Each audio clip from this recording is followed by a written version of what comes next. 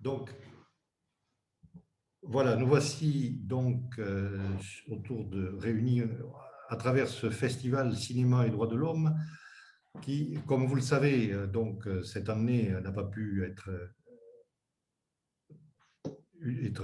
utiliser les salles de cinéma avec lesquelles nous travaillons habituellement.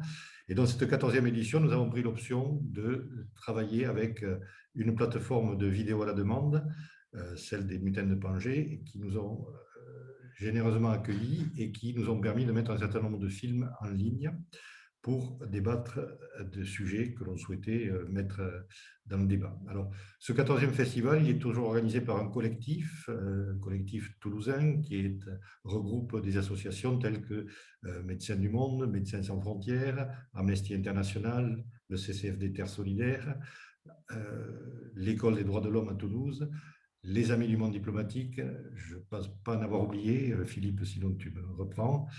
Et, Pas compté, alors oui. Bon, voilà, donc pour l'essentiel, c'est. Non, enfin, voilà, je ne pense pas en avoir oublié. Donc, voilà, donc ce soir, nous avions envisagé de parler autour de ce film sur la problématique de l'accueil des migrants étrangers. Et donc, ce film, Délit de solidarité, défi de solidarité. Délit, c'est intéressant parce qu'effectivement, on sait très bien que c'est aussi un point important de la façon dont les aidants peuvent être souvent mis en cause par les tribunaux de police. Donc, voilà, donc ce film Défi de solidarité parle d'une association, Paris l'Exil, qui héberge de façon la plus légère possible, parce que c'est très compliqué ce problème de l'hébergement. Nous aurons l'occasion d'en parler ce soir, qui traite donc de ce problème de l'hébergement des jeunes mineurs qui devraient, en tout état de cause, être pris en charge par les autorités de l'État, mais c'est loin d'être le cas, bien malheureusement. Donc ce soir, pour ce débat, nous avons réuni, il y a beaucoup de personnes, beaucoup d'associations qui travaillent sur ce sujet-là, hein, vous le savez sans doute, beaucoup, mais nous avions donc demandé à Corinne Thor, là, qui est de Médecins sans frontières et qui est largement impliquée dans ce problème de l'accueil des migrants. Nous avons aussi Maria Melchior, qui est actuellement directrice à l'Institut d'études et de recherche médicale, mais qui est hébergeuse volontaire par ailleurs et qui a longtemps été un médecin du monde chargé justement de l'accueil des migrants de façon plus large. Et troisième intervenant, c'est François Gueur. Alors François Gueur, il représente une association qui n'est pas très connu médiatiquement, hein, ce n'est pas le cas de Médecins du Monde et de Médecins sans frontières, mais qui s'appelle SINGA, qui est une association internationale en fait, et qui organise des accueils de personnes en voie d'insertion plutôt, c'est-à-dire donc c'est plutôt après des démarches de régularisation, mais il nous en parlera plus en détail. Et donc, lui, François Gueur, est basé à Toulouse et c'est l'antenne de Toulouse dont il va pouvoir nous parler plus précisément. Voilà. Donc, pour revenir au film... Je suis accompagné de Momine. Excusez-moi, je suis accompagné de Momine. Oui, ce soir, on a avec nous... C'est important. On a la chance d'être deux. À signaler, oui, puisqu'il y a aussi Momine Aboujami qui fait partie de l'association Singa maintenant, d'après ce que m'a dit François Gueur, et qui fait partie des personnes qui est d'origine palestinienne, mais qui a été effectivement, qui a bénéficié de cet accueil chez des particuliers, puisqu'il s'agit bien de cela dont on va parler en particulier. Donc, pour revenir au film et pour lancer le débat, moi, dans ce film, je l'ai vu, il m'a bien sûr intéressé. Et c'est vrai que c'est une problématique qui est sans fin parce que le défaut de l'État, il est permanent et on va en reparler tout à l'heure. Mais ce qui m'a frappé aussi, c'est cette organisation qui a pu être mise en place de façon à pouvoir organiser de l'accueil à domicile avec des jeunes qui sont relayés de famille à famille jusqu'à ce que leur minorité soit reconnue, ce qui est loin d'être toujours le cas, et on en reparlera aussi, ce problème de reconnaissance de minorité. Mais aussi, ce qui m'a frappé, c'est peut-être une première question à mettre dans le débat, c'est de voir que c'est beaucoup de femmes et de femmes seules avec des fois des enfants de différents âges qui sont au cœur de ce mouvement-là. Ça m'a surpris. Il y a quelques hommes ou des retraités d'ailleurs.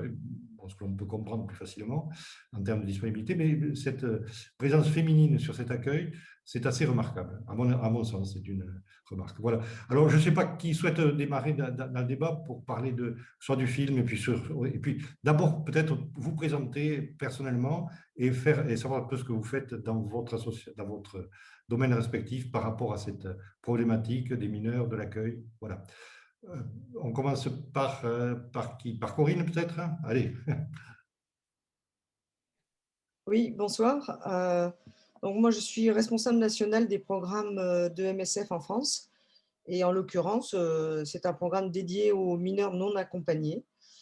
Avec une précision immédiate, c'est que les mineurs non accompagnés qui ne sont pas reconnus mineurs, ce qui est un gros pourcentage de la population des mineurs qui arrivent en France, car malheureusement, au terme d'une évaluation, et les pratiques sont différentes sur l'ensemble des départements de France, alors que ça ne devrait pas être le cas, ne sont pas reconnus mineurs.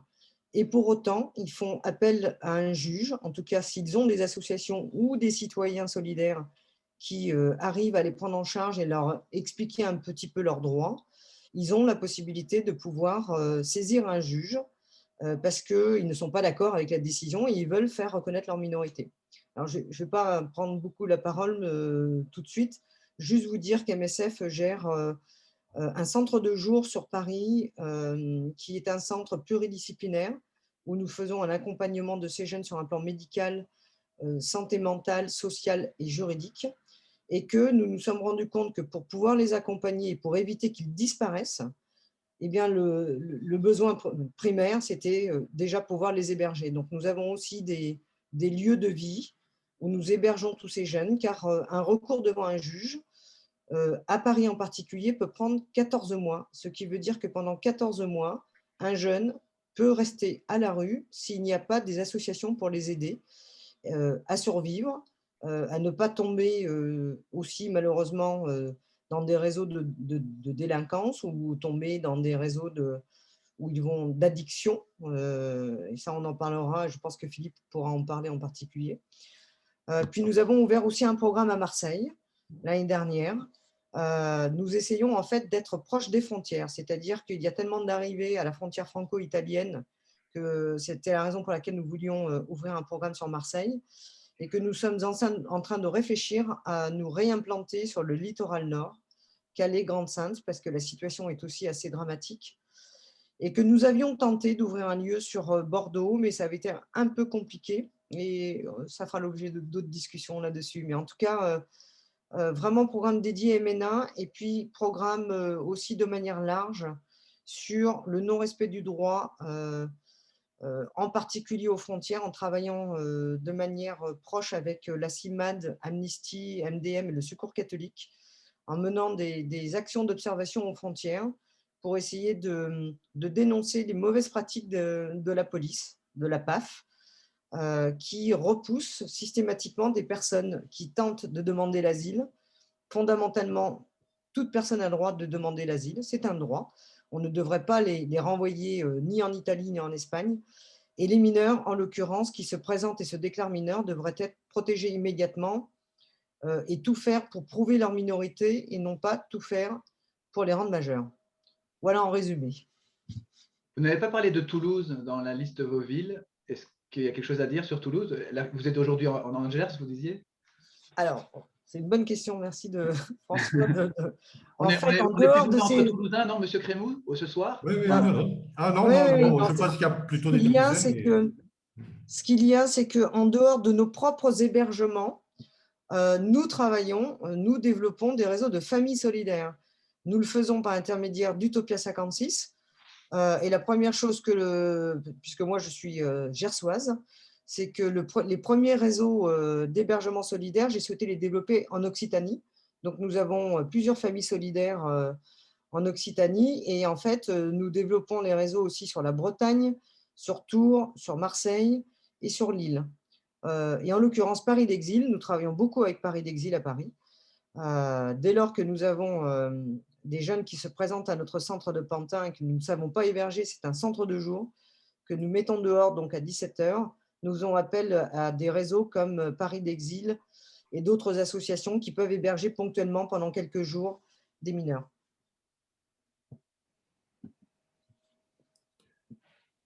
Peut-être, François, tu souhaites peut-être prendre le relais sur le… Si vous permettez, Monsieur Crémou, peut-être que je vais demander à Maria de présenter un petit peu plus Médecins du Monde aussi et les réseaux d'hébergeurs, parce que j'ai l'impression dans nos activités, tous, autant qu'on est ce soir, on est peut-être ceux qui interviennent le plus en aval, en particulier au niveau de l'accueil. Je vous expliquerai que Singa Toulouse s'occupe d'accueil de personnes qui ont déjà leur statut de réfugié. Et pourquoi on le fait justement?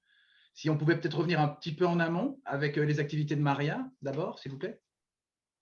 Ok, très bien. Donc, Maria Melchior, alors merci pour l'introduction.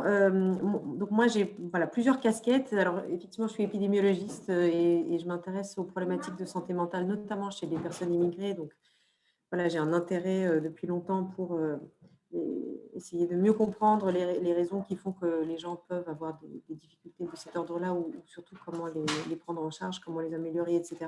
Et par ailleurs, j'ai un assez long parcours militant. J'ai été bénévole à Médecins du Monde pendant des années, je suis toujours adhérente. Et j'ai aussi été bénévole dans d'autres réseaux d'aide aux étrangers, RESF, etc. Et en 2016, quand beaucoup de personnes sont arrivées à Paris, enfin encore plus que d'habitude, et qu'elles étaient particulièrement visibles, je me suis rendu compte que les différents types de bénévolat dans lesquels j'étais impliquée, actions de militance, en fait, moi, ne me satisfaisaient pas. C'est-à-dire que vous vous souvenez peut-être qu'il y avait des gens qui squattaient en plein milieu de Paris par centaines, voire par milliers, sous le métro de la ligne 2, ensuite à la place de la République. Enfin voilà, vraiment, on ne pouvait pas ne pas s'interroger sur ce qui était fait collectivement pour accueillir les personnes à ce moment-là. Et donc, je me suis tournée vers Paris d'Exil, qui était un collectif à l'époque, qui est devenu depuis une association un peu plus organisée, pour voir quelles étaient les actions très concrètes et très pratico-pratiques qui étaient possibles à ce moment-là. J'ai fait différentes choses, participer à des distributions de repas, par exemple, faire des collectes de vêtements, de sacs de couchage, etc., pour les distribuer aux personnes. Et puis, dans une des réunions d'accueil, on nous a beaucoup parlé de l'hébergement solidaire, et je me suis dit que peut-être que c'était quelque chose qu'on pouvait aussi tenter avec ma famille.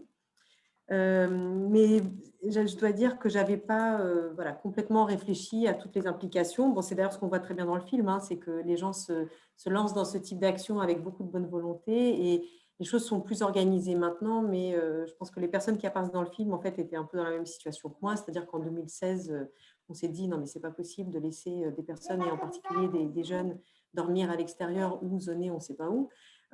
Donc voilà, on peut trouver de la place sur une chambre. Alors nous, c'était sur un canapé, sur le canapé du salon, parce qu'on n'avait pas de place plus que ça. Et j'en avais parlé bien sûr à mon conjoint, et on a 3 enfants, un chat. Bon, voilà, on était dans une dynamique vraiment d'accueil en famille. Et donc, à partir de 2016, on a accueilli plusieurs jeunes, toujours via Paris d'Exil, même si je suis aussi en lien avec d'autres collectifs qui existent à Paris, vous l'avez dit, mais il y a beaucoup d'associations qui sont actives. Il y a les midis du MIE qui apparaissent dans le film, et puis une autre association qui s'appelle TIMI. Et effectivement, il y a beaucoup de femmes impliquées, ça c'est très, très frappant. D'ailleurs, je suppose, en fait, je ne sais pas, vous auriez peut-être dû inviter mon conjoint, parce que je pense que le point de vue qu'on a sur l'hébergement solidaire n'est pas tout à fait le même. Pour moi, c'est une évidence. Enfin, voilà, et c'est ce que je dis. Il y a un jeune qui est resté avec nous pendant plus d'1 an, qui est revenu, d'ailleurs, ça c'est peut-être quelque chose dont on parlera, qui est revenu qui a été fini par être pris en charge en tant que mineur isolé, et puis finalement, à 18 ans, il a été mis dehors de son hébergement. On lui a dit, bon, voilà, maintenant t'es majeur, débrouille-toi. Il est revenu à la maison pour quelques mois, le temps de retrouver une situation un peu plus stable. Et c'est sûr que, voilà, pour moi, c'est une évidence. Et voilà, il y a un cadre familial qui nous permet de faire ça. Mais je pense qu'effectivement, voilà, mon conjoint vous dirait peut-être quelque chose d'autre. Ce qui fait que d'ailleurs, après avoir accueilli ce jeune pendant très longtemps, en fait, on a depuis fait que des accueils assez ponctuels, en disant, voilà, là, on est disponible pendant les vacances scolaires, par exemple, les enfants ne sont pas là. Pendant 15 jours, on peut accueillir 1 ou 2 jeunes. Ou quand on part en congé, on laisse notre appartement disponible, et voilà, on peut accueillir des personnes de cette manière-là. Voilà. Je peux vous en dire plus après, mais voilà ce que je voulais dire en anglais. Très bien. Merci. Merci. Je vais enchaîner pour François, oui. Singa Toulouse. Puisqu'on a eu quelques professionnels, on parlait des médecins, de Médecins sans frontières, Médecins du monde, du basculement vers des réseaux de bénévoles, comme disait Corinne, qui est de MSF, et en même temps, ici dans la région toulousaine, c'est un réseau de familles solidaires, donc de bénévoles qu'elle a aidé à mettre en place. Et Singa Toulouse, c'est clairement des bénévoles. C'est en fait, comme vous le disiez tout à l'heure, c'est international, ça a été fondé à Paris. C'est un réseau de réseaux, une association d'associations. À la base, en 2012, ce sont deux jeunes qui revenaient d'expériences avec des populations réfugiées qui avaient fait le constat qu'elles n'étaient absolument pas intégrées, même avec le statut de réfugié, même avec les mêmes droits que les populations locales dans la société. Et donc, ils voulaient un peu se positionner sur l'exploitation de cette richesse que la présence des populations migrantes représente pour notre société, l'échange qu'il peut y avoir, et tout en sensibilisant la société locale à cette richesse, en faisant des liens, des ponts. Et ces ponts, ils les proposent sur différents niveaux. C'est ce qu'on appelle les pôles chez Singa. Donc Singa Toulouse a été créé beaucoup plus tard que Singa France. Singa France 2012, Singa Toulouse officiellement a créé l'association Singa Toulouse en 2018. Mais sur le même modèle, donc on a profité en fait de cette organisation bien établie qui a essaimé partout en France, puis en Europe et même au-delà. Et on a utilisé ces pôles.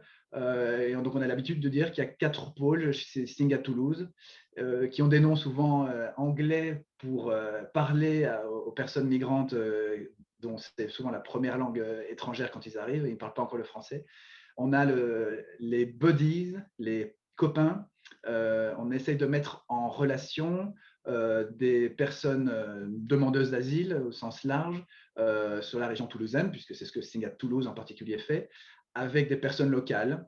Alors évidemment, avec le Covid depuis 1 an maintenant, c'est très compliqué, mais de nouveau, l'association mère à Toulouse, à Paris, nous a mis à disposition une plateforme où, et comme les personnes migrantes se sont très très bien connectées, elles peuvent s'inscrire sur cette plateforme et cette plateforme, comme nous on le faisait à la main avant le Covid, fait du matching entre les personnes demandeuses d'asile en fonction de leur centre d'intérêt avec des personnes locales, puis elles se rencontrent. Bon, grâce à cette plateforme qui s'appelle allomondo.fr, elles peuvent le faire comme on le fait aujourd'hui par Zoom et par des moyens numériques. Mais sinon, ils se rencontraient plusieurs fois sur des intérêts communs. Il y avait un certain nombre de buddies accueillants et accueillis qui pouvaient se rencontrer. Ça pouvait tourner. Donc ça, c'était le premier pôle. Le deuxième pôle, on revient donc sur l'accueil. Là, comme on le disait tout à l'heure, je vais peut-être parler de celui-là un peu après. Je vais parler d'abord de la communauté Singa Toulouse, avec ces personnes primo-arrivantes et toulousaines. On fait des activités pour se rencontrer. De nouveau, le Covid, les confinements ne nous aident pas. Mais c'est des ateliers cuisine, c'est des ateliers théâtre, c'est des visites de Toulouse faites par une de nos membres qui est visite guide professionnel. Ce sont des balades en montagne dans les Pyrénées ou dans la campagne. Ce sont des activités pour se rencontrer. Momine lui-même organise un atelier cuisine. Et le troisième pôle, celui que je n'en ai pas encore parlé, c'est aussi l'entrepreneuriat social. Ça, c'est une des idées de Singa, de mettre en avant donc, la richesse des personnes migrantes avec évidemment souvent une formation, un multilinguisme, des idées, etc. à exploiter. Et donc, on ne le fait pas encore beaucoup à Singa Toulouse parce que ça demande plus d'implantation, mais on y pense. Aider des créations d'entreprises qui mêlent du coup des personnes locales et des personnes migrantes. Et donc, pour revenir à l'accueil, on a un principe d'accueil qui a un petit peu son créneau propre.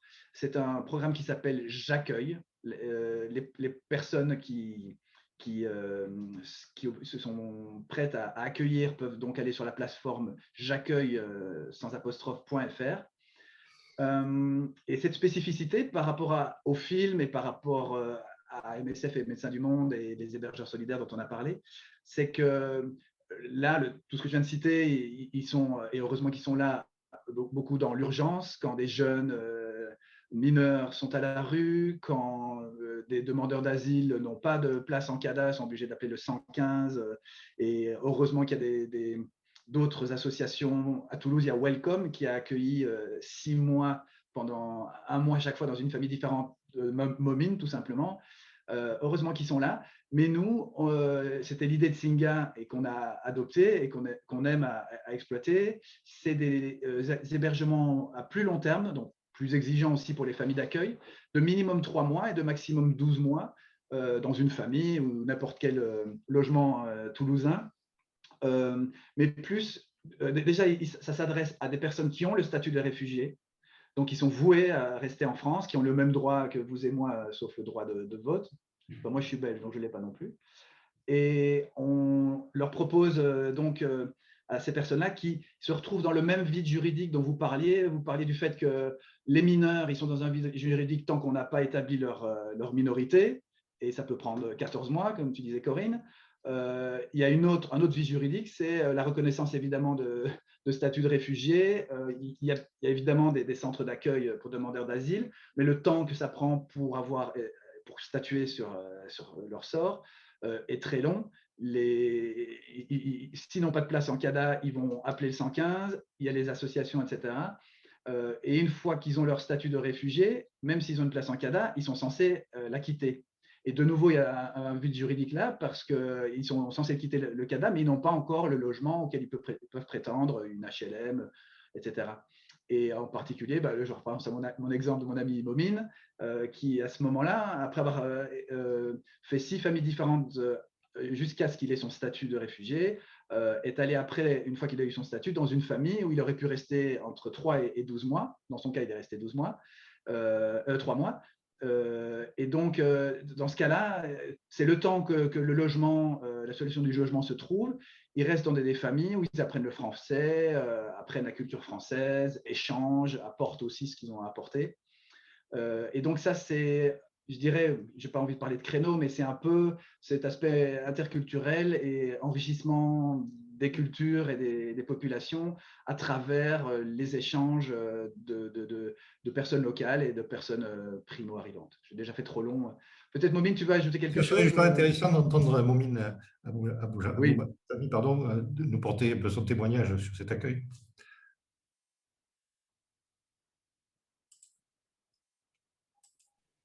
Bonsoir tout le monde.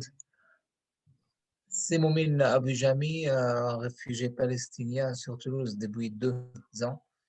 Je suis avec Senga il y a peut-être quelques mois. Je suis maintenant comme un secrétaire pour le bureau de Toulouse. Il y a 1 mois que je suis comme un secrétaire avec eux. Moi, je suis arrivé ici il y a 2 ans. J'étais chanceux d'être hébergé chez des familles françaises. Avant Singa, il y avait une autre association qui fait le contact entre les gens comme nous qui n'ont pas les papiers, comme demandeurs d'asile, et des familles françaises qui accueillent des gens pour 1 mois.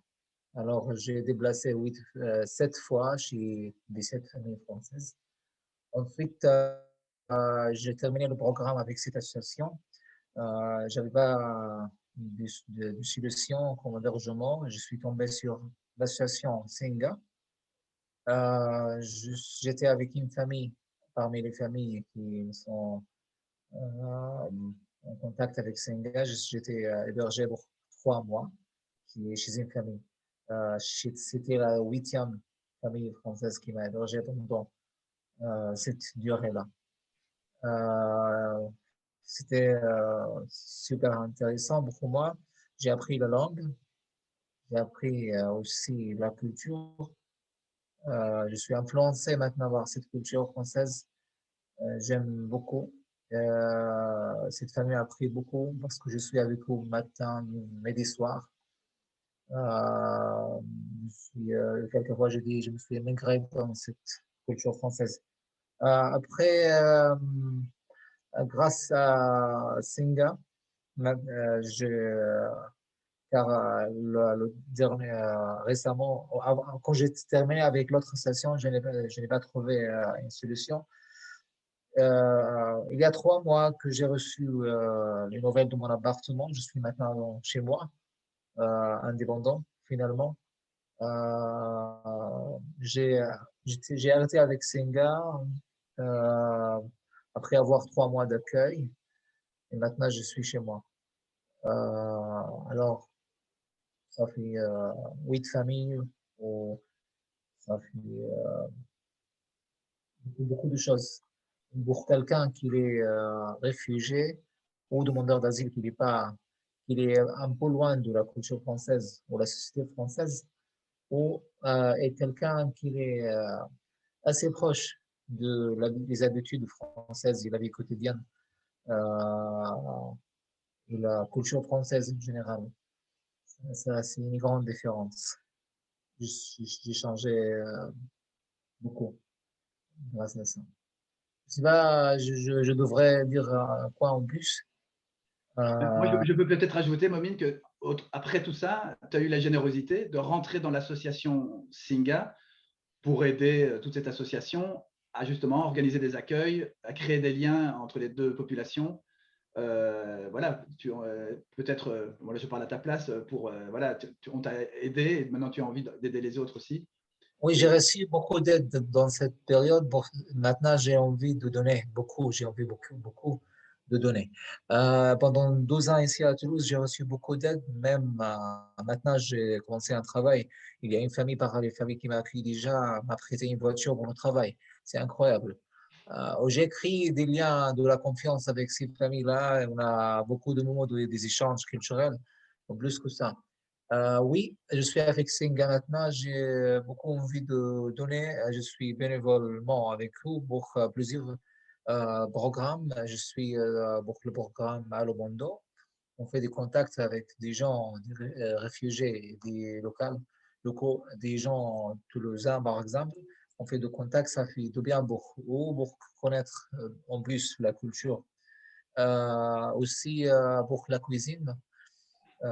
C'est un autre programme pour organiser des ateliers de la cuisine. Oui, c'est une occasion par Senga, ou grâce à Senga, d'aider les réfugiés.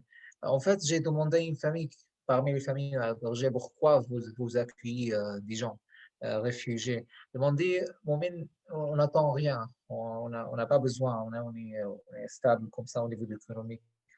On n'a pas besoin de choses de la part de réfugiés, mais notre objectif, c'est faire des chaînes que toi, après, quand tu as la stabilité, chez toi, tu accueilles des gens. Alors, ça fait une chaîne d'accueillir. Ouais. J'ai envie de faire ça dans le futur proche. Ça fait un grand plaisir. Oui, avec Singa, il y a plusieurs choses. C'est pas juste comme sécuritaire, c'est à Mondo, la cuisine. Aussi, j'essaie de donner quelque chose aux réfugiés. Ouais. Et ce lien qu'on essaie de créer entre les deux populations, d'ailleurs, Singa, ça veut dire lien en lingala. Et personnellement, c'est ça qui m'a un peu déchiré dans le film Défi de solidarité, quand les hébergeurs étaient obligés de dire qu'ils s'interdisaient de créer des liens de dépendance et des liens affectifs avec ces mineurs qu'ils accueillaient, si j'ai bien compris, 4 ou 5 nuits, et puis ça tournait, etc. Parce qu'ils n'étaient pas voués à rester chez eux, etc. Et vous, chez MSF et Médecins du Monde, vous avez plus l'expérience de ça, de gérer l'urgence, de faire tourner ces jeunes, ces gens, leur apporter vraiment ce qu'ils ont besoin, dont ils ont besoin de façon terrible. Et donc, je voulais un peu voir c'est peut-être une des choses sur lesquelles on peut débattre, c'est ce court terme par rapport au long terme. Comment vous l'avez ressenti, comment vous le ressentez quand vous faites votre travail. D'ailleurs, MSF, ils en parlent dans le film, ils disent oui, les familles ne sont pas censées, ces familles hébergeuses de Paris d'exil ne sont pas censées fournir des vêtements à ces jeunes. Et ils disent pour ça, on va demander à MSF s'il peut leur fournir des vêtements. Ils ont l'air de dire dans le film qu'MSF gère vraiment l'urgence, et puis les familles sont là quand il n'y a pas d'autre solution. Et dans tous les cas, en tout cas, ce qui nous réunit, c'est qu'il y a, chez quelqu'un parlé de vide juridique ou d'absence de l'État, il y a toujours un moment où ils devraient intervenir, ils ne le font pas, et on est obligé de se reporter sur des bénévoles. Alors, je vais reprendre un petit peu la main là-dessus. Oui. Déjà, la réalité, elle est loin d'être celle de l'accueil, même de l'accueil bénévole. Il faut bien se rendre compte que la plupart des migrants, jeunes, mineurs comme adultes, se retrouvent souvent à la rue et dans le meilleur des cas dans des squats. Et Dieu sait que la gestion des squats à Toulouse en particulier est un véritable problème parce qu'il y a eu déjà plusieurs expulsions. Il y a eu l'incendie l'an dernier du squat de l'avenue de Muret. Enfin, c'est un véritable problème. Les jeunes qui étaient hébergés dans des squats, il faut y être allé pour voir ce que c'est, des hôtels abandonnés où ils sont dans le froid et tout. C'est quand même la situation, elle est terrible par rapport à ça. Et je voudrais revenir sur des points de base et recadrer tout ça. Normalement, il y a une convention internationale des droits de l'enfant que la France a signée, comme bien d'autres pays européens d'ailleurs, et qui prévoit effectivement, normalement, que l'État devrait assurer ces structures d'accueil. Alors l'État a délégué ça pour l'essentiel aux départements, puisque c'est les départements qui ont en charge l'aide sociale à l'enfance en particulier, pour rester dans le cadre des mineurs, mais les départements eux-mêmes traitent ça de façon un petit peu, plus qu'un petit peu sélective, parce qu'effectivement, c'est toute la thématique de quand un jeune est identifié, qu'il arrive à passer une frontière, ce que Corinne Thor a évoqué précédemment, c'est-à-dire qu'il n'est pas expulsé directement par les forces de police, qui en Italie le remènent dans le premier train pour Ventimiglia, ou en Espagne les refont passer la Vidasoa à Irun ou au Pertus de l'autre côté, hein, c'est-à-dire qu'ils n'ont même pas le temps de déposer la moindre demande de prise en charge, même s'ils sont effectivement mineurs et de façon évidente dans bien des cas. Donc ça, c'est déjà le premier rempart, mais s'ils arrivent à rentrer, c'est de toute façon, et que l'on leur reconnaisse la possibilité de faire une demande, c'est les départements qui sont chargés avec l'ASE de les prendre en charge, mais bien les départements ont aussi des traitements très sélectifs. Il y a eu récemment une affaire, c'est à Marseille, où le département a refusé des jeunes mineurs, et c'est la mairie de Marseille, la nouvelle mairie de Marseille, qui a pris en charge 44 mineurs à les héberger, parce que le département faisait défaut. Corinne va préciser. Donc, ce que je veux souligner surtout, c'est cette défaillance, ce qui est rappelé largement dans le film, défaillance de l'État, hein, pour contrer ce fameux appel d'air dont on nous a rabattu les oreilles largement. Oui, Corinne, peut-être sur le sujet? Oui, alors déjà pour répondre à François, nous, on n'a pas franchement vocation à travailler en France. MSF est plutôt sur des terrains internationaux, effectivement connus plutôt comme des urgentistes, à essayer de jouer sur des diminutions de taux de mortalité dans des pays qui n'ont pas la possibilité ou qui ne le font pas de donner accès aux soins aux populations vulnérables. Moi, je suis intervenue pour la première fois en France. Ça fait 14 ans que je travaille pour MSF. Je n'aurais jamais cru devoir intervenir pour MSF en France, juste après le démantèlement des camps de Grande-Synthe et de Calais sur le littoral nord, où il y a effectivement à l'époque, en 2016, 8500 personnes, plus 3500 personnes qui étaient sur le camp de Stalingrad, en plein cœur de Paris, qui ont été envoyées dans des CAO, un peu partout en région. Et si vous vous souvenez bien, si vous avez suivi cette situation, à l'époque, ça avait été vent debout. D'abord parce que le gouvernement de l'époque prévenait pratiquement 24 heures ou 48 heures avant les maires de communes qui allaient recevoir des migrants. Donc, pas du tout préparé. Tout le monde craignait. Enfin, voilà, tout le monde avait peur de cette population-là parce qu'on a une très mauvaise image des migrants, ce qui est très regrettable. Et puis finalement, ça se passe bien. Je veux dire, plusieurs années plus tard, on constate que l'intégration se passe bien parce qu'elle se passe avec les citoyens, l'intégration, beaucoup plus qu'avec le gouvernement, malheureusement. C'est-à-dire qu'il y a la loi, et si on en vient au MNA, tu le disais tout à l'heure, il y a effectivement la Convention internationale des droits de l'enfant qui donne des critères très précis. Après, il y a des flous un petit peu qui amènent à interprétation. Alors, le gouvernement français fait beaucoup d'interprétations sur le sujet, mais en l'occurrence, il y a quand même des choses qui ont été régies, c'est-à-dire que le ministère de l'Intérieur finance les conseils départementaux. C'est malheureusement le ministère de l'Intérieur qui a en charge de financer les conseils départementaux sur la prise en charge des mineurs pendant leur évaluation. Et les financements vont de 5 jours jusqu'à 24 jours. Pendant 5 jours, ils sont à taux plein.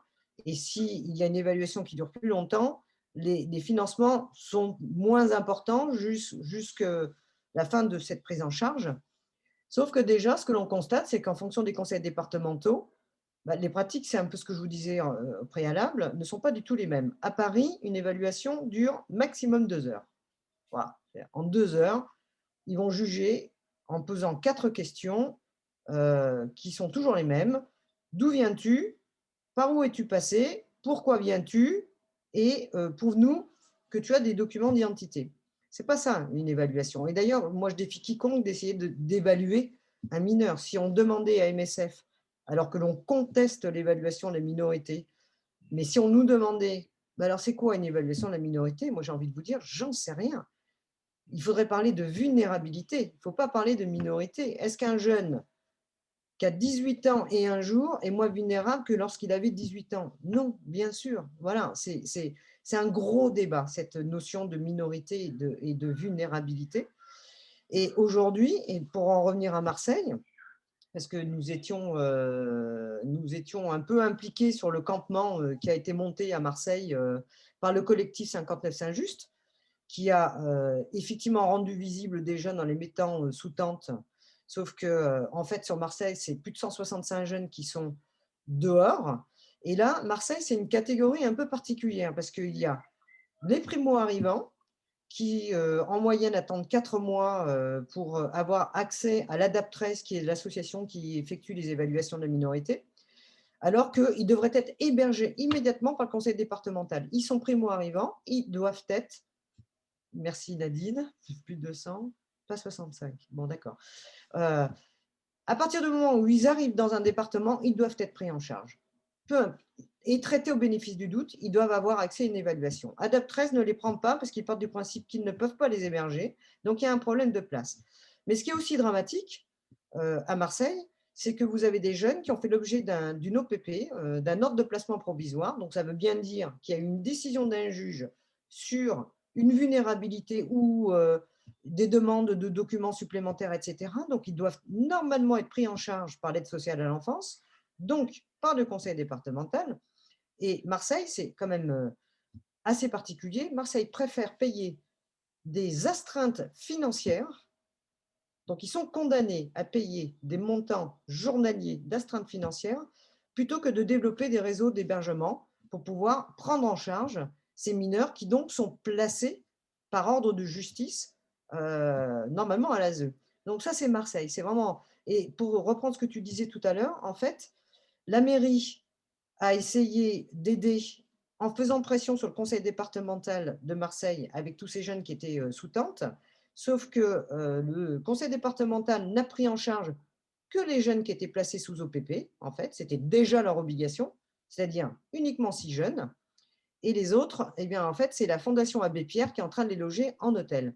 Donc actuellement, on est en train de mener une action de contentieux, un référé liberté pour essayer de condamner le conseil départemental à prendre en charge des primo-arrivants. Et en fait, ce dont on se rend compte, et côté MSF, c'est un peu ce que l'on fait, un peu comme MDM d'ailleurs, hein, on essaye de bouger le droit commun, c'est-à-dire qu'on essaye de ne pas faire à la place d'eux, mais d'essayer de mettre tous les moyens en place pour condamner les conseils départementaux et l'État à respecter la Convention internationale des droits de l'enfant. Et c'est pour ça qu'avec les dispositifs que l'on a mis en place, on capitalise en fait des informations qui étaient très difficiles à obtenir avant parce qu'il y a énormément d'associations et de collectifs et de citoyens qui essayent d'aider. Mais le seul moyen finalement d'aider, c'est de faire du plaidoyer le plus possible, du plaidoyer et des actions de contentieux pour essayer de rendre visible par des chiffres, par des témoignages d'une situation inacceptable, par le fait que ces jeunes qui sont dans un vide juridique alors qu'ils ne devraient pas l'être, puisque un jeune qui est en recours devant un juge pour enfants devrait être traité donc au bénéfice du doute, donc devrait se voir appliquer la présomption de minorité. Pendant cette période-là, il devrait être placé et pris en charge par l'aide sociale à l'enfance. Et aujourd'hui, la France ne l'applique pas.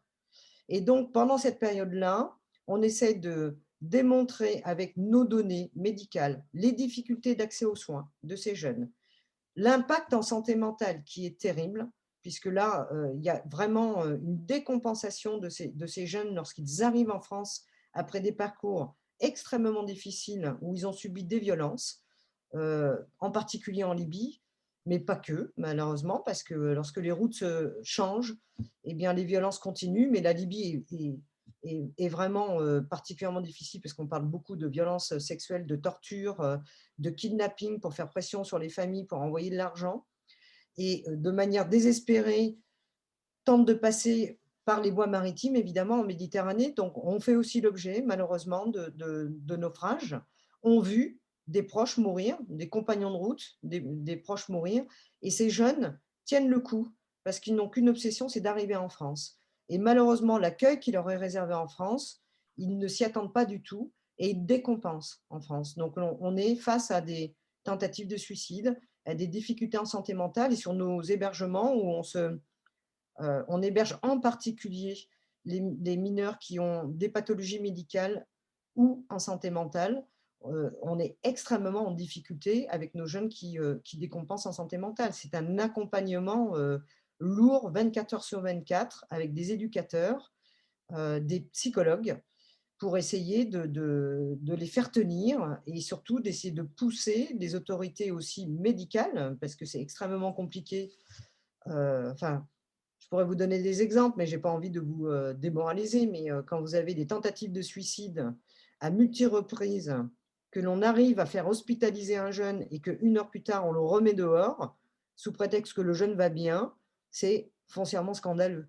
Alors, c'est évidemment dû à plusieurs raisons, c'est-à-dire que notre système, on le voit bien, encore plus avec le Covid, les soignants sont insuffisants, le nombre de lits est insuffisant, donc tous les prétextes sont bons pour ne pas hospitaliser. Évidemment, quand on s'appelle en plus Yaya ou Mohamed, on va avoir plutôt tendance à se dire qu'ils n'ont rien à faire dans ces dispositifs-là, et c'est assez dramatique. Et c'est tout ce travail de plaidoyer que l'on essaie de porter. Et enfin, nous, on fait un accompagnement sur des mois, voire des années. Ça fait 4 ans que nous avons ouvert ce programme. On essaye de démontrer la vulnérabilité et en fait, on se rend compte, au bout du compte, avec un accompagnement pluridisciplinaire et juridique très, très fort, et ça, on n'y était pas préparé au départ. En tout cas, sur notre cohorte, sur plus de 2500 jeunes accueillis en 4 ans, 57% ont bien été reconnus mineurs. Donc, c'est un chiffre qui est tout de même très significatif. Et nous avons des jeunes aujourd'hui qui n'ont toujours pas eu accès à un juge et qui vont arriver à la majorité, malheureusement. Donc voilà, ce sont tout un tas d'aberrations du système où il faut tous se serrer les coudes. Et je crois que ce qui est, en tout cas, moi, je me rends compte actuellement, en travaillant sur le territoire national, en essayant de travailler avec toutes les associations dans différents départements, que plus on travaille ensemble, plus nous menons des actions ensemble, et ce n'est pas parce qu'on s'appelle MSF qu'on arrive à faire bouger les choses, il ne faut pas rêver, on peut être plus entendu, et donc c'est la raison pour laquelle on est très en support des associations locales, pour essayer de porter en fait ce que les associations locales portent chaque jour, mais n'arrivent pas à se faire entendre. Nous, on essaie de travailler sur ces sujets-là et d'essayer de mener des actions de contentieux qui nous permettent un peu d'obtenir des choses. Mais c'est un travail de longue haleine. J'aurais voulu entendre après Maria de Médecins du Monde qui aura sûrement quelque chose à compléter sur la santé mentale.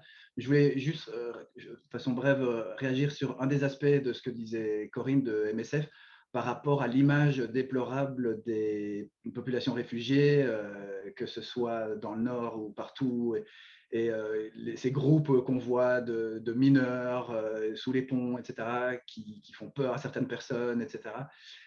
Et justement, c'est ça que Singa essaie de changer, le regard des gens sur les personnes réfugiées, demandeuses d'asile, en créant des événements qui mélangent toutes les populations, les locales et les primo-arrivantes. On se retrouvait avant le Covid dans des bars pour jouer à des jeux de société, pour participer en fait à cette sensibilisation de la société française à la question de l'asile, des réfugiés, pour ne pas qu'ils imaginent que forcément que ce sont des masses sombres comme on les voit à la télé ou sur Internet. Et justement, notre association, après, on a parlé de l'implication de Momine dans l'association en tant que secrétaire. On a aussi notre coprésidente qui est là dans l'obscurité chez elle, d'origine ivoirienne, qui elle aussi a voulu du coup avec nous entreprendre et se lancer dans cette association pour montrer tout le bénéfice qu'il y a à partager avec eux et tout le potentiel qu'ils ont et qu'on n'imagine même pas. Je te laisse la parole peut-être Maria si tu veux. Oui, alors je veux bien juste réagir sur alors d'abord la place de Médecins du Monde. Donc encore une fois, moi je ne suis pas impliquée directement dans les programmes de Médecins du Monde auprès des mineurs non accompagnés, mais j'ai suivi les programmes auprès des migrants de manière plus large en tant que bénévole pendant plusieurs années. Et c'est vrai qu'à la différence de MSF, Médecins du Monde est implanté en France quasiment depuis sa création, quoi, donc ça fait quasiment 40 ans auprès des publics les plus vulnérables. Et depuis de nombreuses années déjà, ces publics, c'est majoritairement des étrangers sans papier ou qui ont des difficultés d'accès aux droits. Donc, voilà, je ne vais pas rentrer dans les détails parce que je pense que le programme MNA de Médecins du Monde est assez similaire, alors avec d'autres moyens et beaucoup de bénévoles, je dirais, voilà, à ce qu'a décrit Corinne pour ce qui concerne les MSF, c'est-à-dire que l'idée, c'est vraiment d'essayer de développer des prises en charge globales parce qu'évidemment, on s'aperçoit très vite que ces personnes ont peut-être des problèmes de santé, mais aussi des problèmes pour pouvoir d'abord accéder à leurs droits. Ça, c'est vraiment un scandale incroyable. Et puis, pour accéder à la scolarité, pour accéder à un hébergement, etc. Donc, il y a un point sur lequel, dont on n'a peut-être pas beaucoup parlé, sur lequel Médecins du Monde a été très actif en termes de plaidoyer, c'est, en lien avec d'autres associations, bien sûr, hein, c'est sur cette question de comment on évalue les mineurs et comment est-ce qu'on sait qui est mineur, qui n'est pas mineur. Vous savez qu'en France, on pratique des tests osseux dont la fiabilité est moins qu'avérée. Il y a quand même des médecins qui acceptent de les pratiquer, hein, clairement, mais enfin, c'est des tests qui sont censés être une espèce de benchmark vraiment médical. Or, on sait qu'en fait, ils sont très peu fiables. Ils sont probablement encore moins fiables sur des jeunes qui ne sont pas caucasiens, entre guillemets. Donc voilà, ça, c'est quand même un sujet. Il y a à la fois toutes les questions de non-respect des droits des personnes que Médecins du Monde dénonce avec MSF et avec d'autres associations. Et en plus de ça, des pratiques qui sont mises en place pour identifier qui aurait droit à une protection qui sont complètement contestables. Donc, ça fait vraiment beaucoup de choses. Je voulais peut-être juste revenir un instant sur l'expérience d'hébergement qu'on a vécue donc, avec ma famille pour dire que, donc, outre les… Enfin, voilà, on voit très bien que c'était le jeune qu'on a accueilli le plus longtemps, qui s'appelle Moussa, est resté donc, à la maison un peu plus d'1 an. Quand il est arrivé… la première chose qu'il m'a demandé, il avait 15 ans, pas tout à fait 16, il m'a demandé combien de temps je vais pouvoir rester. Et je n'étais pas du tout préparée à répondre à cette question. Donc, je lui ai dit, on verra. Voilà, si ça se passe bien, tu pourras rester. Et puis, si ça se passe moins bien, on verra. On trouvera une autre solution. Donc, sachant qu'il avait été envoyé par l'association Paris d'Exil que vous avez vu dans le film. Et j'ai senti qu'en fait, c'était un jeune qui était assez vulnérable. Il n'était pas bien psychologiquement du tout.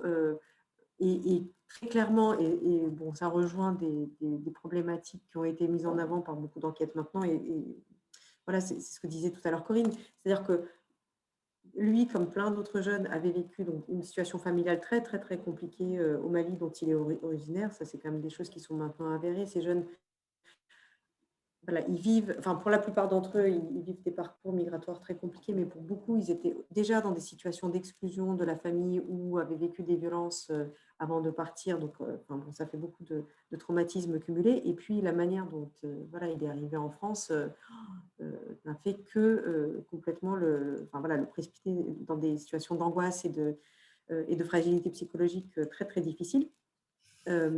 Mais par contre, ce qui est aussi très compliqué, c'est que ces jeunes qui sont ni mineurs ni majeurs, c'est très compliqué pour eux d'avoir accès à une prise en charge médicale. Moussa, il se trouve qu'il avait été agressé en Libye, il a une blessure à la main qui a nécessité une opération chirurgicale parce que ça lui faisait très très mal et puis il ne pouvait vraiment pas bouger une partie de ses doigts.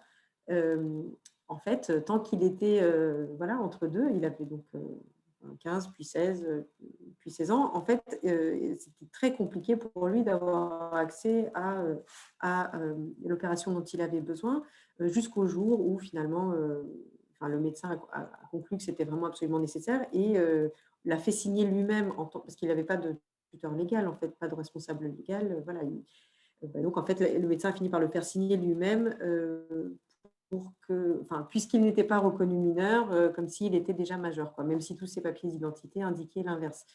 Ça, c'est aussi une situation qui est très, très compliquée. Maintenant, les professionnels de santé connaissent mieux ces situations, certainement dans les hôpitaux à Paris et dans les PASS, mais néanmoins, voilà, ça fait encore une chose qui se rajoute à tout ce parcours compliqué et qui est… c'est vrai que ces jeunes vivent des choses terribles tout le long, mais en plus, une fois qu'ils arrivent, ils sont rejetés de manière répétée dans plein de situations différentes et c'est une incompréhension totale voilà, qui peut, comme disait Corinne, vraiment les faire basculer vraiment graves, soit des formes d'exclusion par eux-mêmes, quoi. Donc voilà, tout ça est très compliqué. Moi, j'ai découvert ça donc du coup au décours de ces mois où ça restait avec nous. Et alors c'est vrai qu'après coup, Paris d'Exil m'a bien dit, mais comment ça se fait qu'il est resté aussi longtemps avec toi? C'est pas possible. Voilà, c'est pas du tout ce qu'on préconise. Effectivement, ce qui est montré dans le film est très juste. Maintenant, ils essaient beaucoup plus d'accompagner les gens en disant voilà, on fait des plannings, tu es disponible de camp à camp pour l'accueil, etc. Bon, et en même temps, voilà, nous, ça s'est bien passé. Finalement, c'était pas si compliqué. Et puis, ce que je disais tout à l'heure, il est complètement… Enfin, on reste en lien. C'est vraiment maintenant qu'il a 20 ans et qu'il est boulanger, il travaille. Alors, il a toujours des problèmes d'hébergement parce qu'il a des problèmes de renouvellement de son titre de séjour constamment, comme de nombreux étrangers. Donc, voilà, c'est un jeune qui a été pris en charge, qui a été scolarisé, qui a fait un apprentissage en boulangerie, qui s'est très bien passé. Il a aussi eu la chance d'avoir des patrons qui, alors pas tous, mais certains qui l'ont beaucoup aidé, qui lui ont permis de vraiment acquérir ce métier,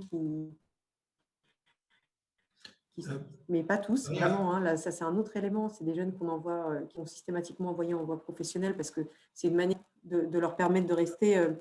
Pardon, juste termine, oui, qui les aide à obtenir un titre de séjour, donc une fois qu'ils sont majeurs. Bon, voilà, je pense que Corinne pourrait témoigner de la même chose. Il y a des expériences professionnelles voilà, où ça se passe très, très bien et d'autres où en fait, ils sont vraiment exploités.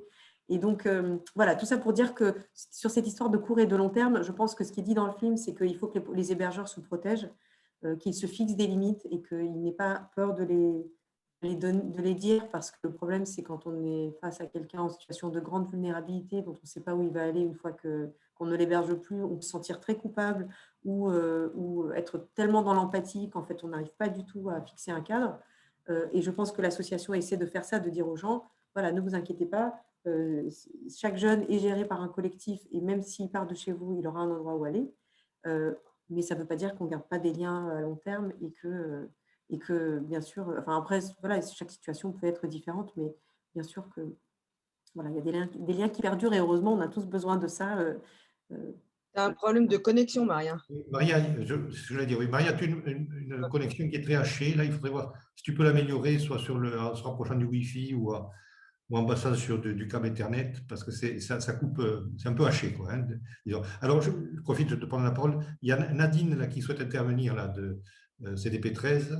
Donc, Nadine. beaucoup. Bonsoir. Donc, je suis tout à fait nouvelle. CDP 13, c'est-à-dire collectif demandeurs, demandeuses de papier de Marseille. Donc, je suis déléguée de ce collectif et j'ai eu l'occasion d'être bénévole à 59 Saint-Just pour l'accompagnement des mineurs isolés et aussi à Ramina, donc le réseau d'accompagnement des mineurs. Et j'ai eu aussi l'occasion d'être, pardon, j'ai eu l'occasion aussi d'être au rassemblement qui a été fait devant la mairie pour demander la mise à l'abri urgente pour les mineurs dont elle a parlé Corinne, donc elle a donné juste un petit résumé par rapport à ça. Ce que je voudrais faire, bon, la réunion, moi, je suis tombée par hasard sur cette réunion, donc c'était d'après mes recherches sur Facebook, et donc je suis tombée sur la réunion, donc je me suis dit, il faut que je me connecte parce que c'est une affaire qui m'intrigue beaucoup, et j'ai affaire à beaucoup de mineurs que j'héberge de temps en temps, je ne vous cache pas la vérité, et je vois qu'à Marseille, moi je donne l'expérience de Marseille, les mineurs sont vraiment négligés, je dirais même ignorés, parce que ma première expérience avec les mineurs isolés, ça a été devant la DAP. J'ai été pour accompagner un jeune mineur dont Ramina m'a donné la responsabilité. Et là, je vois 10 mineurs isolés devant la DAP, arabophones, donc qui ne parlaient pas du tout le français. Et on leur a dit d'aller à la DAP.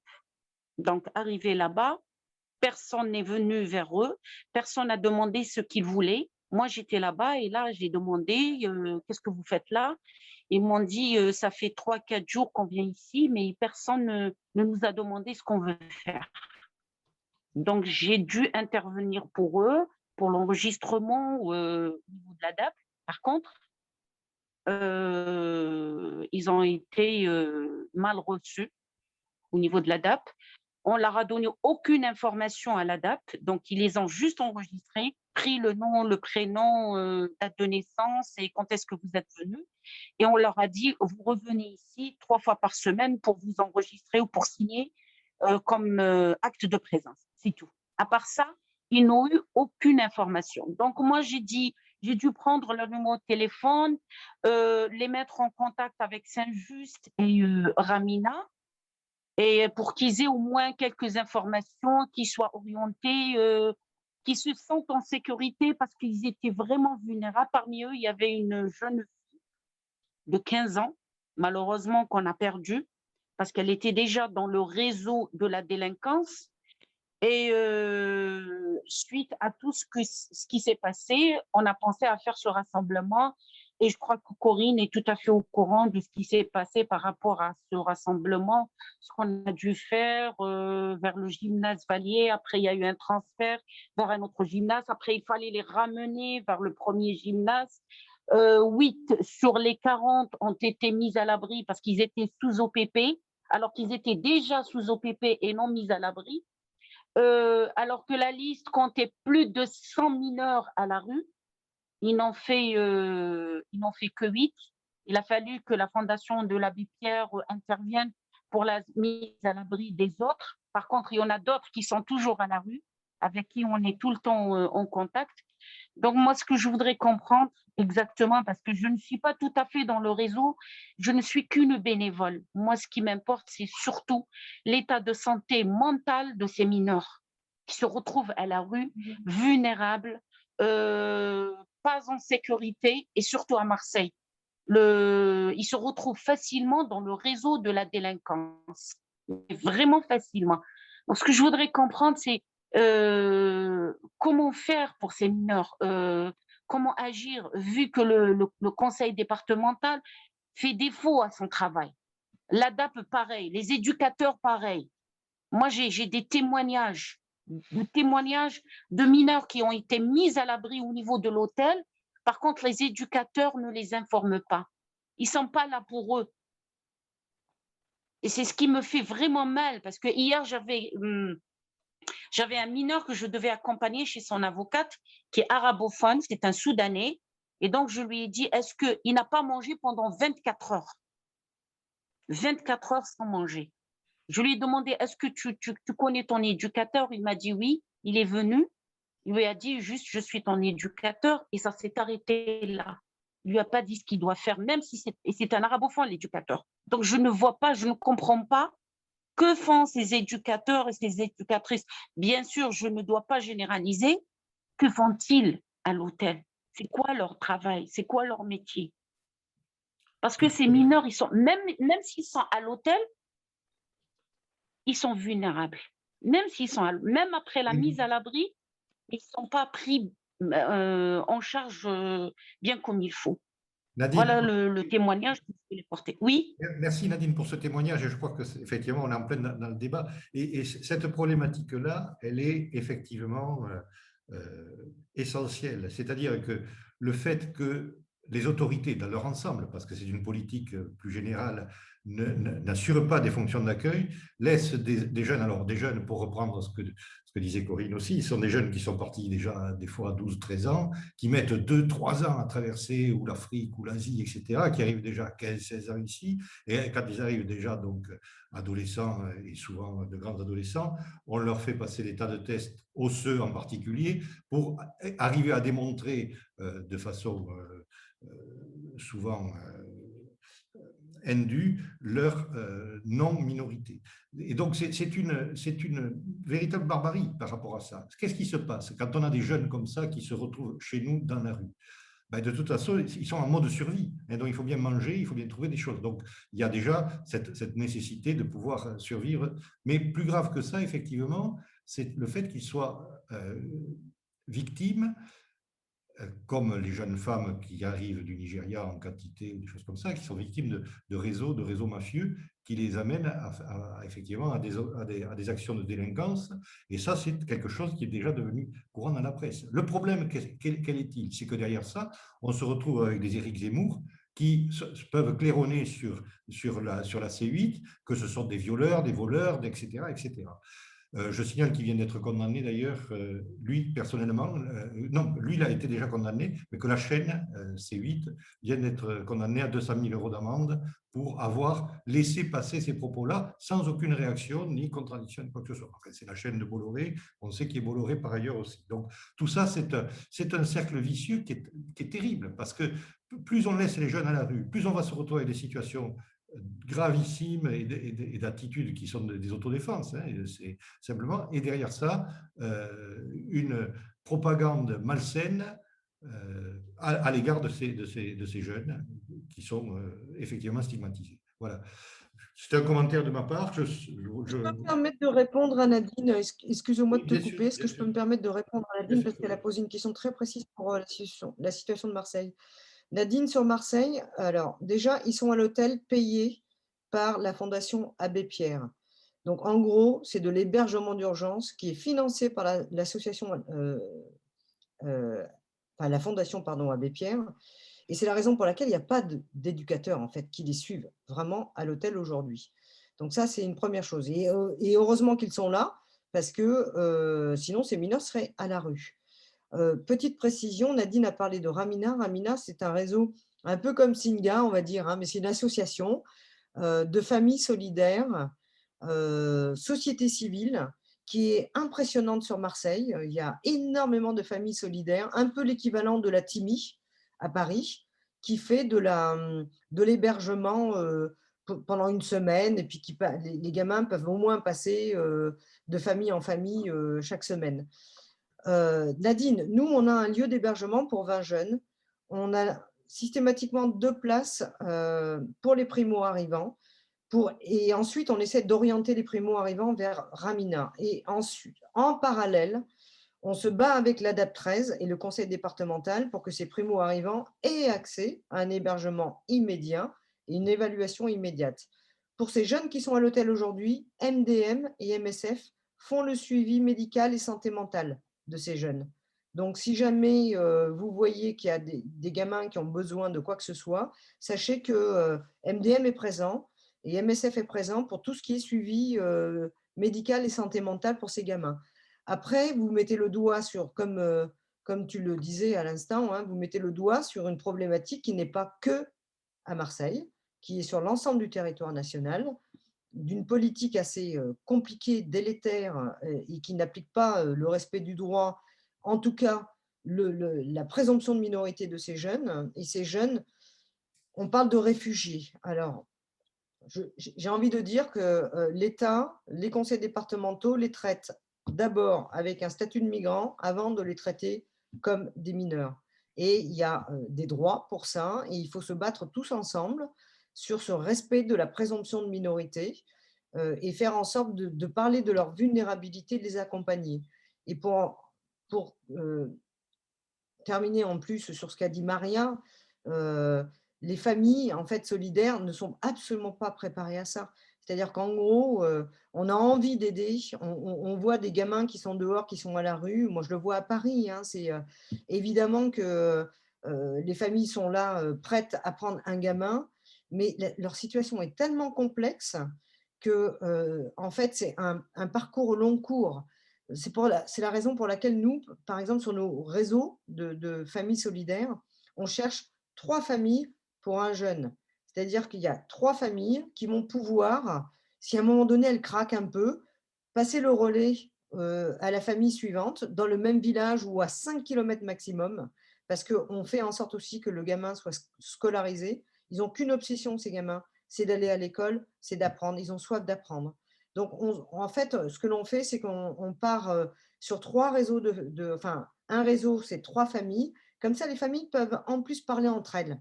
Elles peuvent suivre le même gamin et elles peuvent partager leurs angoisses, parce que c'est quand même très angoissant aussi, hein, c'est très douloureux.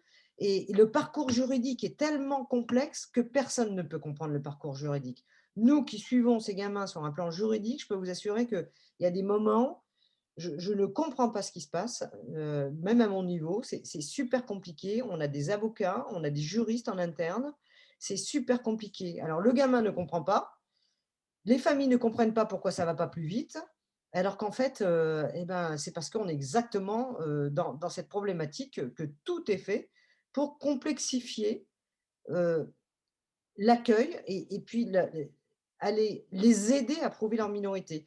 Les juges sont indépendants. Je vous assure, on a des juges, c'est très compliqué parce qu'ils sont indépendants, les juges. Donc, pour essayer de les aider à comprendre ce qu'est un mineur non accompagné, avec une culture différente, avec une langue qui est différente, c'est quasiment impossible. Vous avez des juges qui sont connus, qui vont tout de suite dire, dès lors qu'un juge est nommé en fait, sur un dossier, on va tout de suite savoir s'il va se démettre du dossier ou s'il va systématiquement demander les tests osseux ou s'il va systématiquement dire bah, ce jeune, non, il est majeur. Et ça, c'est à force de travail et de connaissance des juges. À Paris, il n'y a que 17 juges pour enfants. 17. C'est très peu. Paris, hein, la ville de Paris, qui effectue un quart des évaluations de la minorité de l'ensemble du territoire français. Ils font à peu près 9000 évaluations par an. En tout cas, en 2020, c'était 9000 évaluations dans l'année. Paris, c'est une petite ville, hein, c'est tout petit, hein, c'est 3 millions d'habitants, la ville de Paris. C'est très peu. Donc, du coup, comme ils n'y arrivent pas, c'est la raison pour laquelle, en fait, les évaluations sont faites en 2 heures. Ça enquille, ça enquille, ça enquille. Voilà, c'est hop, toc, ils arrivent, ok, 2 heures, boum, tu es dehors, tu es majeur. Et ça, c'est malheureusement en fonction des départements. D'ailleurs, on le voit, hein, plus les départements accueillent de mineurs, c'est-à-dire qu'on a un peu la tendance, le Gers par exemple, allez, je vais vous donner un exemple. Le Gers, il y a 2 ans, tous les mineurs accueillis, 100% reconnus mineurs. 100%. 2 ans plus tard, c'est plus que 60%. Pourquoi? Parce que ça s'est su que le Gers était plutôt accueillant. Donc les mineurs arrivaient un petit peu plus dans le Gers. Le Gers s'est retrouvé débordé. Et donc, du coup, l'évaluation de la minorité, eh ben, elle a diminué. Et on est face à ça. Et c'est la raison, je ne sais pas si c'est clair ce que je viens d'expliquer, c'est-à-dire que plus il y a un certain nombre de mineurs qui arrivent dans des départements bienveillants, on va dire ça comme ça, hein, plus ça augmente, plus les conseils départementaux sont en difficulté, plus le taux d'évaluation de la minorité diminue. C'est flagrant. Quand on regarde les chiffres, c'est flagrant. Voilà. Alors, face à cela, et donc, il y a quand même, effectivement, et là on rejoint les actions de solidarité, c'est des actions citoyennes, des actions des personnes à travers des associations, à travers des actions individuelles. Il y a eu cette action du boulanger de Besançon là, qui a été très largement médiatisée, fort heureusement, où justement il avait donc un apprenti guinéen, d'origine guinéenne mineur, qui, là aussi, aberration ça a été évoqué en début du débat, aberration du système français, c'est qu'à partir de 18 ans, on lui signale qu'il n'est plus mineur et que donc on lui donne une obligation de quitter le territoire.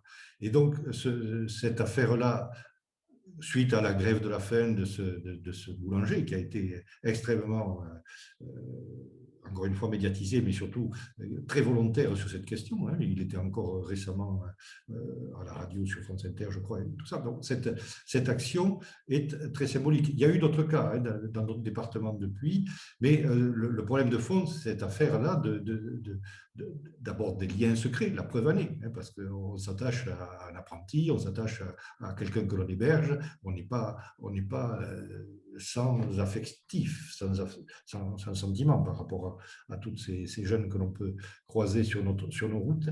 Et donc, derrière ça, c'est effectivement cette action souvent kafkaïenne, parce qu'effectivement, on retombe sur l'aspect juridique et la complexité juridique. Je crois que c'est des avocats de Toulouse là, qui travaillaient avec la CIMAD, qui expliquaient que tout simplement le code d'entrée et de séjour des étrangers et du droit d'asile, le CESEDA, le fameux CESEDA, est le code le plus complexe du droit français actuellement. C'est devenu un empilement de textes et d'une complexité telle que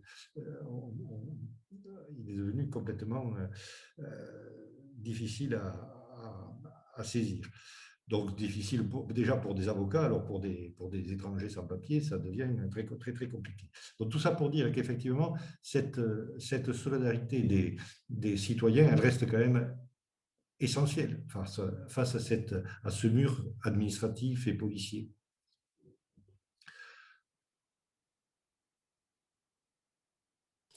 Pardon, mais je vais juste réagir. J'espère que vous m'entendez, sinon je coupe la caméra. Oui, non, c'est bon. Mais oui, oui, alors juste sur ce que tu dis, oui, la solidarité est essentielle. Enfin, voilà, moi, je dis parfois, pour essayer de dramatiser les choses, je dis aux gens que nous-mêmes, hein, des fois, on est pris dans des démarches administratives improbables avec la sécurité sociale, par exemple, ou voilà, les inscriptions scolaires, enfin, des choses comme ça. En fait, on a un système administratif qui est très, très lourd. Qui est souvent compliqué pour les gens. Hein. Enfin, je veux dire, il y a un énorme problème de non-recours au droit pour les Français aussi, et en particulier pour les personnes les plus fragiles. Enfin, voilà, on sait que par exemple, le RSA, il y a un taux de recours qui est énorme parce que les gens ne parviennent pas à faire valoir leurs droits. Donc, j'essaie parfois de dire ça aux étrangers que je connais et qui désespèrent d'arriver à faire fonctionner des choses qui devraient fonctionner. Mais ce qui est sûr, c'est que pour les étrangers, et c'est vrai que la CIMAD, par exemple, en particulier, l'a très, très bien documenté, il y a un certain nombre de choses qui se cumulent, et en particulier, donc je parlais de cette question de l'accès au titre de séjour à l'issue du parcours de mineurs non accompagnés, qui en fait est une deuxième série d'embûches, quoi. C'est-à-dire qu'une fois que effectivement les jeunes deviennent majeurs, alors les mineurs, Corinne peut-être pourra compléter, mais les jeunes qui ont été reconnus mineurs non accompagnés alors qu'ils étaient mineurs ont en principe certaines facilités pour obtenir un titre de séjour quand ils deviennent majeurs. Mais ce qu'il faut bien comprendre, c'est qu'en ce moment, du fait d'abord les préfectures sont débordées et complètement engorgées depuis déjà très très très longtemps. Voilà, la CIMAD a publié un certain nombre de rapports là-dessus. Il y a eu des recours devant les tribunaux administratifs, des rapports du défenseur des droits. Enfin, vraiment, les étrangers ne sont pas des citoyens ayant des droits comme les autres. Ça fait longtemps qu'on les traite de manière tout à fait défavorable, en tout cas pour ce qui est de l'accès au droit du séjour. Et par ailleurs, depuis que la crise sanitaire a commencé, donc au printemps, quand tout était fermé, tous les titres de séjour ont été prolongés automatiquement de 6 mois, ce qui est très favorable. Hein, tous les pays n'ont pas fait ça. Mais ça veut dire qu'il y a des milliers de personnes qui avaient des rendez-vous à la préfecture pendant cette période-là dont les rendez-vous ont dû être annulés. Rien n'a été fait, rien n'a été mis en place pour absorber, disons, le nombre de personnes qui doivent maintenant se rendre à la préfecture parce qu'une fois les 6 mois passés, elles doivent renouveler leur titre de séjour. Et par ailleurs, ce qui s'est passé aussi, et ce que la CIMAD et le Défenseur des droits ont déjà dénoncé, c'est le fait que les procédures d'accès aux préfectures ont été dématérialisées. C'est-à-dire que, alors c'était déjà le cas pour la procédure d'asile, mais là maintenant ça concerne tout le monde. C'est-à-dire que beaucoup de préfectures ont mis en place un système entièrement dématérialisé pour pouvoir prendre un rendez-vous, ne serait-ce que pour avoir un récépissé, puisque de toute façon les temps de traitement des demandes sont tellement longs que les gens ont besoin d'empiler les récépissés avant de pouvoir avoir un titre de séjour en dur, si je puis dire. Ça se passe uniquement sur Internet, sur des plateformes qui ne sont absolument pas conçues pour ça, et avec un nombre de rendez-vous très, très limité. Et donc, ça, je trouve qu'on n'en parle pas beaucoup, mais il y a vraiment… la crise sanitaire a encore empiré des situations dont on pensait qu'elles étaient déjà très, très dures et où les gens avaient déjà besoin d'avoir accès à un avocat pratiquement pour pouvoir renouveler un titre de séjour. Voilà, bon, donc il y a des associations comme la CIMAD et RESF qui sont très actives là-dessus. C'est vraiment un sujet de non-accès à des droits qui sont pourtant écrits et, et que les gens pourraient faire valoir, qui devient totalement dramatique et on pousse les gens dans des situations de… Alors moi, voilà, l'anecdote que je donne toujours, c'est que moi, donc, je travaille dans un laboratoire de recherche. Il y a énormément d'étrangers, puisque la recherche, c'est un milieu de travail international. On n'a pas un jeune, parce que c'est souvent des jeunes, qui a été formé en France, qui avait un CDD et qui veut renouveler son contrat de travail, qui n'a pas des problèmes pour renouveler son titre de séjour. Et les gens se retrouvent en situation irrégulière alors qu'ils ont…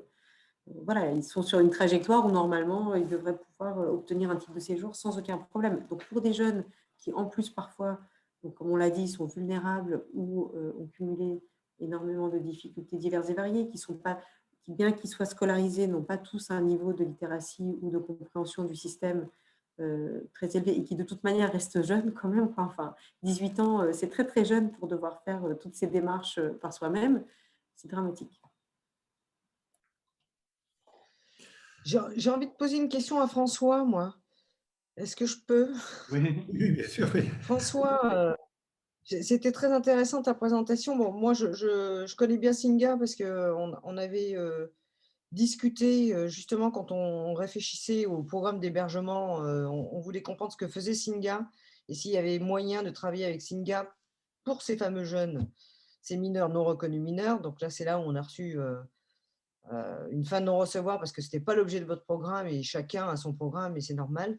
Mais j'avais juste envie de te demander, parce que tu as beaucoup parlé du développement des activités et c'est ce qui est important, l'intégration en fait. Hein, on parle d'intégration, on parle d'interculturel, etc. Est-ce que tu penses qu'à un moment donné, sur Toulouse par exemple, tu pourrais envisager d'intégrer des jeunes, enfin, tu vois, des mineurs qui sont hébergés par nos familles dans vos activités que vous organisez parfois, qui peuvent être des activités, enfin, si tu peux en parler un petit peu, des activités culturelles ou sportives, etc. Est-ce que ce sera envisageable, à ton avis? tout à fait. Il n'y a que le programme J'accueille qui se cantonne aux personnes réfugiées statutaires parce qu'elles s'inscrivent dans une plus longue durée et on ne veut pas mettre les familles dans ces cas-là face à une OQTF ou un truc comme ça. Et après, pour tout le reste des activités de l'association, on s'adresse à en fait n'importe qui, des primo-arrivants au sens large à Toulouse, quel que soit leur âge, quel que soit leur statut, quel que soit leur intérêt, etc. Et oui, les activités qu'on fait, en fait, Pascal qui est là me confirmerait, les participants sont souvent jeunes garçons qui eux aussi par ce biais-là essaient de comprendre un peu mieux comment ça fonctionne, les relations sociales, humaines en France et sont avides de faire des activités comme le foot qu'ils font de temps en temps avec nous, des choses comme ça, des pique-niques. Donc oui, on serait très heureux d'élargir notre cercle à ces personnes qui potentiellement sont hébergées ailleurs. Est-ce que je pourrais avoir ton numéro 06? Pas de souci. Parce que Pour reprendre ce que tu expliquais, avec évidemment la population que vous accueillez et respect pour ce que vous faites d'ailleurs, hein, parce que c'est déjà énorme. On essaie de développer évidemment aussi, nous, des activités pour les mineurs, tu vois. Enfin, on essaie de soutenir les familles qui font beaucoup et parfois c'est un peu trop lourd. Donc, notre objectif, nous, c'est de pouvoir travailler avec des associations locales et de voir un peu comment on peut mélanger un peu nos populations quand c'est possible, parce que ce n'est pas toujours évident. Mais en tout cas, profiter de l'expérience de chacun pour pouvoir faciliter la vie de ces familles qui déjà hébergent, nourrissent, blanchissent, éduquent, tu vois, enfin, c'est déjà énorme et ce sont des familles. C'est assez exigeant comme accueil, mais et c'est vrai que, comme tu l'as dit, on a été souvent au début, en tout cas, contactés par la Croix-Rouge, le 112, etc., qui nous parlaient de jeunes à la rue, et c'était de nouveau un crève-cœur de ne pas pouvoir apporter une solution. Mais d'un autre côté, les accueils qu'on fait, qu'on essaie de bien faire sur le long terme, etc., avec des implications à long terme, avec, comme l'exemple de Momine ou de Sarah qui est là aussi sur le Zoom ce soir. Et après, pour le reste, on est assez flexible. On a pensé à on a mis dans certains cas en place des accueils le week-end qui étaient moins contraignants, etc., pour que certaines personnes demandeuses d'asile puissent se mettre au vert le week-end. Il y a pas mal de jolies choses à faire autour de Toulouse, accueillis par des familles, mais ponctuellement. Donc oui, tout à fait, on est ouvert à partager avec d'autres associations. On est en contact avec Welcome ici sur Toulouse, le Red Serre. Donc, ce serait très intéressant de faire des échanges de bons procédés comme ça. Ah bah, super. Alors écoute, J'enverrai le 07 de 07, d'accord. 07, si ça. Oui, enfin, en tout cas, qu'on discute de ça parce que ouais. on a, si je ne me trompe pas, nous avons 17 familles autour de Toulouse. Alors, quand je dis autour de Toulouse, ça peut aller, bon, c'est Montauban, ça inclut Montauban, et on va même plus loin, hein. On est à Vaour, je ne sais pas si vous situez Vaour, mais c'est plutôt… c'est l'Occitanie, hein, c'est un village paumé où tu dois avoir quelques fermes, et je pense que tous les fermiers sont familles solidaires. C'est D'accord. génial. Et au départ, on a eu très très peur d'envoyer les gamins là-bas en se disant mais enfin voilà, qu'est-ce qu'ils vont faire, quoi, tu vois, enfin c'est un peu et du coup on essaie de trouver des solutions pour voir des activités à mener. Un très beau village, voilà. Mais Ouais, c'est vrai que nous aussi, on a eu du mal parfois. Enfin, on pensait que ça allait être compliqué pour des personnes potentiellement accueillies d'aller en périphérie de Toulouse parce que c'était un peu loin et d'être vraiment loin de leur formation, des administrations. Puis finalement, ils ont trouvé dans ces cas-là des modus operandi où ils n'étaient pas tout le temps dans ces familles-là, mais de temps en temps. Je pense à une personne réfugiée soudanaise qui était trop contente de pouvoir remonter sur un tracteur et de voir les champs. Mais en fait, c'est exactement ça. C'est-à-dire qu'on oublie d'où viennent ces gens, d'où viennent ces nationalités. Et ces nationalités, enfin, je veux dire, en tout cas, nos mineurs, je peux dire que le travail, les activités manuelles, la campagne, etc. D'ailleurs, on a eu des problèmes au départ parce que quand notre objectif, c'était d'essayer d'héberger le plus possible de familles, enfin de jeunes que l'on récupère à Paris et de les envoyer en famille solidaire en région en se disant au moins, quand ils vont partir en famille solidaire sur du long terme, puisqu'ils hébergent vraiment sur du long terme, hein, jusqu'au terme du recours, hein, donc c'est long. On a juste oublié de demander aux jeunes, mais est-ce que vous voulez partir en… Nous, on leur disait, vous allez partir en région. Au départ, on leur a même dit, vous allez partir à la campagne. Et là, ils se sont imaginés la campagne de chez eux, c'est-à-dire rien. Tu vois, c'était le désert. Et il y avait la réticence. Et on n'a pas compris au départ. Donc, il a fallu que l'on révise un peu notre mode de communication avec les gamins. Et du coup, ce que l'on fait, c'est qu'on identifie un jeune qui est dans les critères qui peut partir en famille. On fait une fiche sur le jeune, qui il est, quelles sont ses envies, qu'est-ce qu'il aime, etc. Et on fait exactement la même chose avec les familles. Et on échange les fiches. C'est-à-dire qu'on présente la famille au jeune et on présente le jeune à la famille. Et en fait, on a juste oublié que ces jeunes, ils viennent plutôt de la terre et ils adorent. Ouais. Ils ont juste besoin d'être rassurés sur ce qu'ils peuvent faire, quoi. On a les Afghans qui adorent aller dans les Pyrénées, ça leur rappelle leur montagne et ils recommencent à faire du feu et ils sont comme un peu des poissons dans l'eau. Et on va se balader à Montaulieu un prochain week-end. Donc oui, ce sont des choses qu'on peut faire avec beaucoup de monde. On fait du covoiturage, donc voilà. Et j'ai vu que ma coprésidente Sarah et Pascal, son hébergeuse, ont levé la main. Vous voulez dire quelque chose? Oui, c'est Sarah, réfugiée ivoirienne à Singapour, présidente. Je suis là depuis 2019 et là, je suis en apprentissage AS, aide-soignante, avec la Croix-Rouge. Je me suis présentée brièvement. J'ai une fille qui arrive bientôt avec la réunification familiale. On espère bien qu'elle va rentrer avec le Covid. Ben là, je voulais souligner un truc. En fait, vous parlez, c'est vrai, vous luttez, vous voulez du bien pour les jeunes. Pas du bien, vous voulez qu'ils soient stables. Mais le problème, c'est que souvent, on leur impose des associations. Et ces associations ne font pas leur travail comme ça se doit. Et donc, du coup, ils sont souvent obligés d'avoir le dos au mur. Parce que même nous qui sommes majeurs, avec par exemple, les associations qu'on nous propose, qui doivent nous aider, ils n'arrivent pas dans le logement, dans l'emploi. C'est très difficile. Moi, je donne un exemple. Moi, la mission locale m'a aidé, m'a accompagnée par rapport à l'association qui devait, moi, m'accompagner. Et la famille d'accueil avec qui j'ai été dans Singa a été plutôt bénéfique pour moi sur le plan moral, sur le plan logement, pour m'installer et sur le plan boulot. Donc, le problème souvent, c'est pas vous. Vous êtes là, vous luttez. Mais et les autres associations, qu'est-ce qu'ils font pour ces jeunes? Des trucs gouvernementaux qui disent gouvernemental, en parenthèse, qu'est-ce qu'ils font?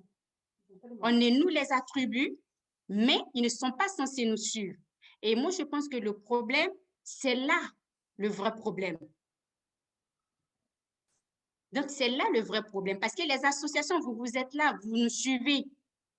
Mais et les autres qui sont censés nous accompagner, qu'est-ce qu'ils font? C'est la question qui est là. Donc, moi, du coup, je vous ai écouté, MSF et autres. Voilà, en Côte d'Ivoire, on entend parler les médecins sans frontières, la Croix-Rouge, plein. Dans tous les pays d'Afrique, on sait ce que vous faites, que ce soit dans nos pays ou que ce soit ici en Europe. Mais les autres qui se disent qu'ils doivent nous accompagner, mais ils ne le font pas. Or, c'est l'État. Ils se disent c'est l'État qui les envoie vers nous. Moi, je suis allée voir une association. L'association ne pouvait pas parce qu'ils m'ont dit, vous devez, c'était la CCAS, ils m'ont dit, on ne peut pas vous suivre parce qu'on doit vous attribuer une assistante sociale d'un autre programme. Elle vient, qu'est-ce qu'elle fait? Rien. Sans la famille d'accueil, je deviens quoi? Souvent, c'est difficile pour ces jeunes de se séparer de la famille d'accueil parce qu'il s'est dit, ben, ce sont les premières personnes qui m'ont ouvert la porte. Si je vais là, qu'est-ce qui va se passer? Et c'est des viols. Tu as complètement raison et c'est bien le problème fondamental. Et voire même, on est nous-mêmes aussi en difficulté parce que quand on prend en charge des jeunes comme ça, ils s'imaginent même que MSF, MDM, on est le juge pour enfants, tu vois. C'est-à-dire qu'en gros, Voilà, à un moment donné, ils vont voire même peut-être être agressifs avec nous parce qu'ils ne comprennent pas pourquoi ça n'avance pas plus vite, alors qu'on n'a rien à voir avec les institutions publiques. Et tu as complètement raison. Enfin, excuse-moi, les institutions publiques, moi, je ne vais pas les cacher et je suis même prête à les dire et les crier haut et fort. Ils ne nous aident absolument pas. Non. Alors, par contre, les associations vivantes, je ne sais pas si vous êtes privé ou pas, vous êtes là pour nous. Moi, Singa Toulouse, sincèrement, a été présent pour moi. Il y avait la famille, il y avait les gens qui étaient là pour savoir si ça avançait ou pas. Il y avait un suivi vraiment par rapport à l'institution qui était censée m'accompagner. Et je me souviens pour l'appartement là où je suis aujourd'hui, qui me dit, ben c'est sûr, ils ne vont pas vous appeler. J'étais obligée de faire mes démarches moi-même, toute seule. Et un jour, je lui ai dit, ben, si je ne comprenais pas le français, si je ne m'exprimais pas, qu'est-ce que je fais? Parce qu'elle a eu à me balancer, ben, tu t'en sors, tu te débrouilles de toutes les manières, c'est quand même, tu trouves tout seul. Donc, quelqu'un qui dit ça, qui pense à ça, trouvons les bonnes personnes, mettons les bonnes personnes à leur place. Voilà, peut-être je me dis, oh, si vous, monsieur comptable, quand vous étiez là, peut-être au devant, peut-être ça peut avancer, les choses peuvent avancer. Mais tant qu'on va être là, l'image des réfugiés sera toujours négative parce que ça les met, ils sont dans la rue, ils ont peur d'aller parce qu'ils vont faire 3 jours, 2 jours, ils se retrouvent dans la rue. Vous voulez que son moral soit comment? Oui, il s'est dit, ça n'avance pas. Tu fais 24 heures sans manger, comme le jeune homme de Marseille, qui a traversé, qui a subi des viols. Il devient quoi? Il devient délinquant même s'il n'a pas envie. Elle devient quoi? Elle devient prostituée même si elle n'a pas envie. Donc, il y a la question qui est là. C'est pas Singa, c'est pas vous, MSF, c'est pas FSF, FCDH, mais plutôt les gens qu'on nous dit qui doivent nous suivre. Et je pense que le combat aujourd'hui doit être là-bas. Tant que ce problème n'est pas réglé là-bas, on va toujours subir. C'est ce que je voulais rajouter sur tout ce que vous avez dit. Vraiment, vous avez parlé avec vos cœurs. Mais ce n'est pas vous le problème. C'est réellement le problème vient de l'autre côté. Parce que moi, j'en ai vécu. Sans Singa, je devenais quoi? Je me souviens, j'étais à la rue. J'allais dormir sous une pluie. Il pleuvait, il faisait froid. Et j'ai appelé mon assistante sociale qui devait m'aider. Vous savez quoi? Je devais payer un hôtel à 50 € par jour de mes poches. Or, la CADA, moi, j'ai vu que mes dossiers sont vite sortis au niveau de l'OFRA. Donc, je ne touchais plus. J'ai touché seulement que 2 fois que je suis arrivée en Europe. Je n'ai touché que 2 fois l'argent qu'il versait et je n'ai plus touché. Et je lui dis, je vais dormir dehors. Elle me dit, ben, je ne peux pas faire autrement. Sans Singa, sans, comment on appelle ça? J'avais de l'argent sur moi et j'avais combien de 100 €, je ne sais plus trop. Elle me dit, je lui dis, donc, je suis obligée de payer la chambre 50 € pour cette nuit. Elle n'avait pas de solution, elle n'avait rien à faire. Donc, vous comprenez un peu le vrai problème. Oui, c'est ce que disait Corinne sur le loyer, sur l'importance d'alerter. C'est une grande partie de ce que font les associations qui travaillent avec les mineurs, mais avec les étrangers plus largement, c'est d'alerter les pouvoirs publics, l'opinion publique aussi, parce qu'en fait, effectivement, il faut qu'il y ait une pression plus large, sociétale, pour que les choses changent et pour que les politiques agissent. Et on voit bien qu'on est plutôt dans une phase où on essaie de défendre des acquis tant bien que mal, plutôt que de gagner de nouveaux droits. Il y a des gens qui ne sont pas à leur place. C'est ça le vrai problème. Il y a des gens qui ne sont pas à leur place, qui sont là pour orner, qui sont là parce qu'on va les payer, mais ils ne sont pas à leur place. Et c'est ce qui nous tue aujourd'hui. Merci de l'avoir dit, Sarah. Merci. Et oui, c'est vrai. C'est la réalité. Oui, on a bien le sentiment dans tout ça qu'effectivement, cette dimension d'accueil réalisée non pas par des administrations qui ne seront jamais accueillantes, hein, que ce soit des administrations françaises ou d'autres, c'est pas la première caractéristique des administrations. En revanche, si cet accueil n'est pas fait à travers les citoyens, la situation restera toujours très tendue et difficile. Mais pour ça, il faudrait qu'elle soit à tout le moins encouragée. Or, c'est pareil, ce n'est pas toujours le cas, parce qu'on est toujours dans des politiques qui visent à stigmatiser les aidants. Alors, je parlerai simplement de... son nom m'échappe maintenant, qui est régulièrement en procès sur la frontière italienne, dans la vallée de la Roya. Donc, bon, Philippe, aide-moi. Oui, Eric. Cédric Héroux. Cédric Héroux, voilà, merci. Cédric. On l'avait reçu il y a 2 ans ici, mais des fois on a des trous de mémoire. Mais bon, c'est typique, il faut l'entendre, son discours est tout à fait humaniste. Lui, il dit, moi je ne fais rien que quelque chose d'accueillir des gens qui sont là et qui sont dans la difficulté. Et voilà, ils passent chez moi, ils s'arrêtent, ils se reposent, ils repartent. Voilà, et donc cette attitude positive que devrait avoir les autorités vis-à-vis des citoyens, elle est au contraire à l'inverse, puisqu'on essaie de le mettre au tribunal et de le stigmatiser, etc. Et c'est toujours difficile parce qu'on se retrouve toujours, dès qu'on traite ce thème des migrations de façon générale, mais des jeunes dans ce cas particulier, on se retrouve la plupart du temps confronté à à une mauvaise volonté. Corinne parlait tout à l'heure des juges, des attitudes des juges. C'est souvent, je fais partie d'une association ici à Toulouse qui est le Cercle des voisins aussi du centre de rétention de Corne-Barrieux. On est régulièrement au tribunal.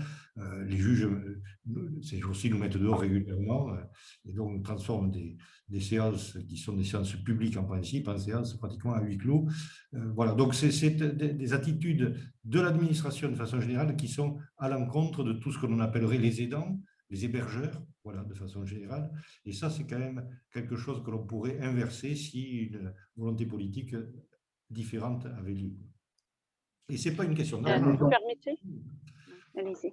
Parce que l'argent sur les politiques migratoires, on en dépense beaucoup, surtout pour expulser les gens de façon souvent très violente.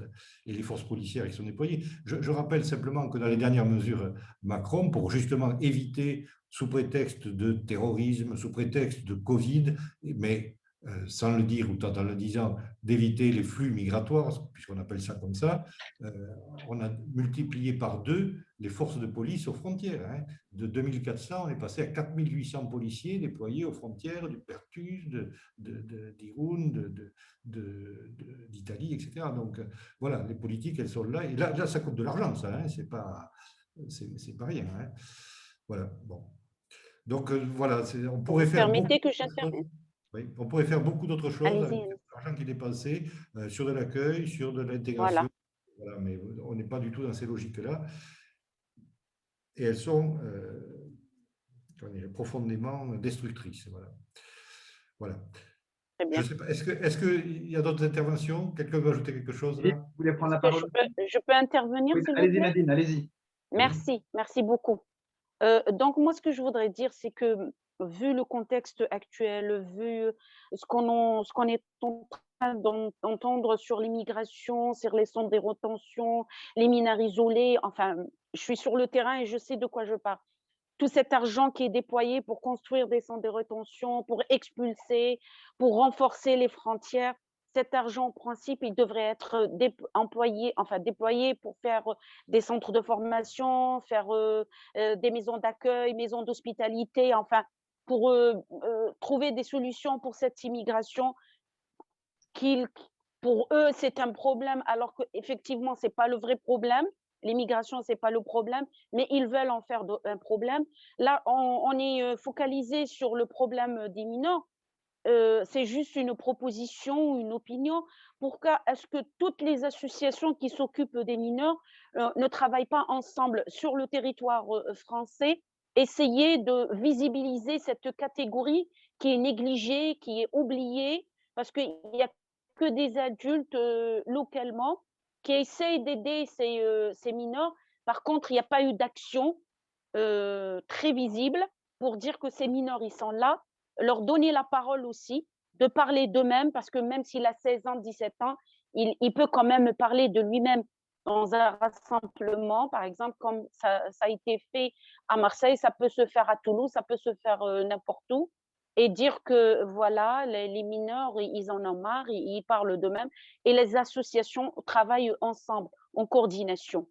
Ça, c'est une opinion, c'est une proposition plutôt, et merci de m'avoir donné la parole. Corinne? Je peux répondre? Ouais, c'est exactement ça, Nadia, c'est ce qu'il faut faire. Après, moi, je rappelle que sur Paris, au mois de juillet, nous avons monté un campement avec l'Atimi, les Midi du Mi, Utopia 56, le COMED, avec 100 mineurs, justement pour les rendre visibles. Et que grâce à ça, on a réussi à négocier au bout de 5 semaines. On a tenu 5 semaines, je ne sais même pas comment on a fait d'ailleurs. 5 semaines. On a obtenu pour la première fois, de la part de la mairie et de la DRIL, c'est donc la préfecture, donc le ministère de l'Intérieur, l'ouverture d'un bâtiment pour les mineurs en recours. Il y a 40 places, ce n'est pas suffisant, mais c'est la première fois que ça se produit, et c'est ce qu'on essaie de faire aussi sur Marseille. Ça a eu une incidence sur Bordeaux. Bordeaux vient d'ouvrir un lieu pour les mineurs en recours. Montpellier aussi. Il faut continuer à porter ça.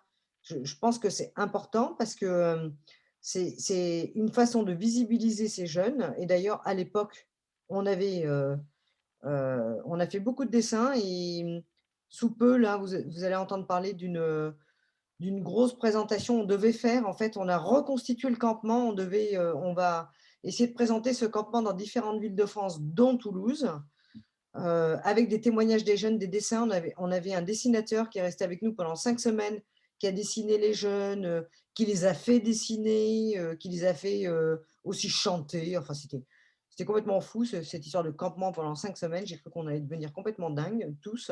Et on a amené un mineur à la mairie de Paris, rencontrer le conseil départemental de la mairie de Paris, et on a fait exactement la même chose à Bordeaux, à Montpellier, et on tente de faire ça à Marseille, sauf qu'à Marseille, c'est Bassal.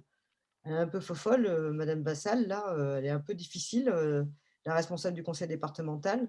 Mais juste pour conclure par rapport à ce que vient de dire Nadia, oui, c'est exactement ce qu'il faut faire. Il faut rendre visibles ces mineurs, il faut que les associations travaillent ensemble, tout ensemble, les petites, les collectifs, les grosses, il n'y a pas de niveau.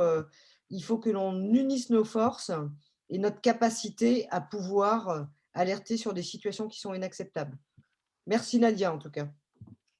Merci Corinne. Est-ce que Maria, François, Philippe, non, vous vouliez intervenir? Vous avez... Oui, un petit peu, parce que beaucoup de choses ont été dites. D'abord, il faut que je dise qu'à Toulouse, Médecins du Monde participe à la gestion d'un ancien squat qui a été, entre guillemets, officialisé par la mairie et confié à plusieurs entités. Marie Rajabla devait être là, qui le gère, et malheureusement, je ne sais pas pourquoi elle ne s'est pas connectée. Voilà. Oui, ce que je voulais dire, c'est que quand même, le problème de base de tout ça, c'est l'espèce de paranoïa, c'est la paranoïa collective qu'on connaît bien déjà sur les migrants en général, qui est alimentée par tous ces politiques qui, en fait, l'alimentent parce qu'ils ont peur des électeurs de Marine Le Pen, qui va finir par avoir le pouvoir. C'est une catastrophe. Mais en plus, Marine Le Pen, elle ne pense qu'une chose, c'est qu'elle va essayer de renvoyer tout le monde, ce qui est absolument impossible, ne serait-ce, enfin, pour des raisons humanitaires évidemment, mais pas pour des raisons ne serait-ce que financières, mais que, en fait, puisque ça fait longtemps que je réfléchis avec d'autres, avec Maria en particulier, sur tous ces problèmes, c'est cette paranoïa collective qu'on n'arrive à peu près pas à corriger ou à faire changer. On n'arrive pas du tout à faire verser les choses. Et alors, elle est particulièrement importante sur 2 petites populations. D'abord, les Roms, c'est complètement étonnant, parce que les Roms, ils sont 15 000 personnes en France, et c'est vraiment n'importe quoi. Et ces mineurs isolés, qui sont quelques dizaines de milliers, et qui terrorisent apparemment tout le monde. L'autre jour, il y avait Yves Tréhard, je ne sais pas si vous connaissez ce journaliste du Figaro, qui d'habitude ne dit pas que des conneries, mais c'était n'importe quoi, qui en voulait beaucoup aux médecins qui ne voulaient pas demander d'âge osseux, enfin, etc. C'est très, très étonnant. Et MSF comme MDM, MSF, j'ai vu que vous avez fait pas mal de choses de plaidoyer, on n'arrive pas à tirer le bon fil du plaidoyer, je trouve. Et je pense qu'en fait, effectivement, comme dans beaucoup d'autres problèmes actuels, c'est la citoyenneté, les citoyens, les réactions citoyennes et les organisations citoyennes qui sont en train de tirer peut-être les bons fils pour arriver à quelque chose de moins incohérent. Voilà, de moins incohérent, parce que tous ces gamins qui viennent pour la plupart, d'abord, espèce de soupçon permanent, ils pensent qu'à prouver qu'ils ne sont pas mineurs. On ne sait pas pourquoi on a cette idée qu'il faut absolument prouver qu'ils ne sont pas mineurs et qu'en fait, plein de mineurs viennent en France pour profiter des choses, pour profiter de notre bonté et de notre, voilà, de notre générosité. Voilà, c'est les questions que je me pose. Je ne sais pas si vous avez encore Maria, ouais.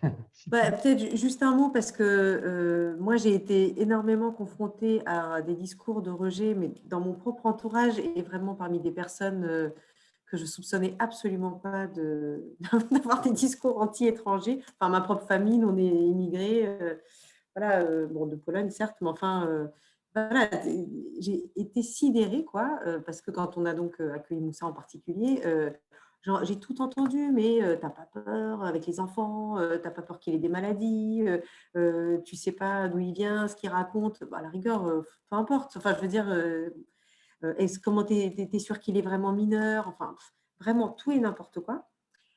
Et je me disais, c'est vraiment quand même, en plus de tout ce que ces jeunes vivent, en plus, il faut qu'ils se justifient, qu'ils expliquent, qu'ils soient exemplaires et admirables non-stop pour que, voilà, on considère qu'ils ont des droits et la possibilité enfin, voilà, de vivre une vie normale.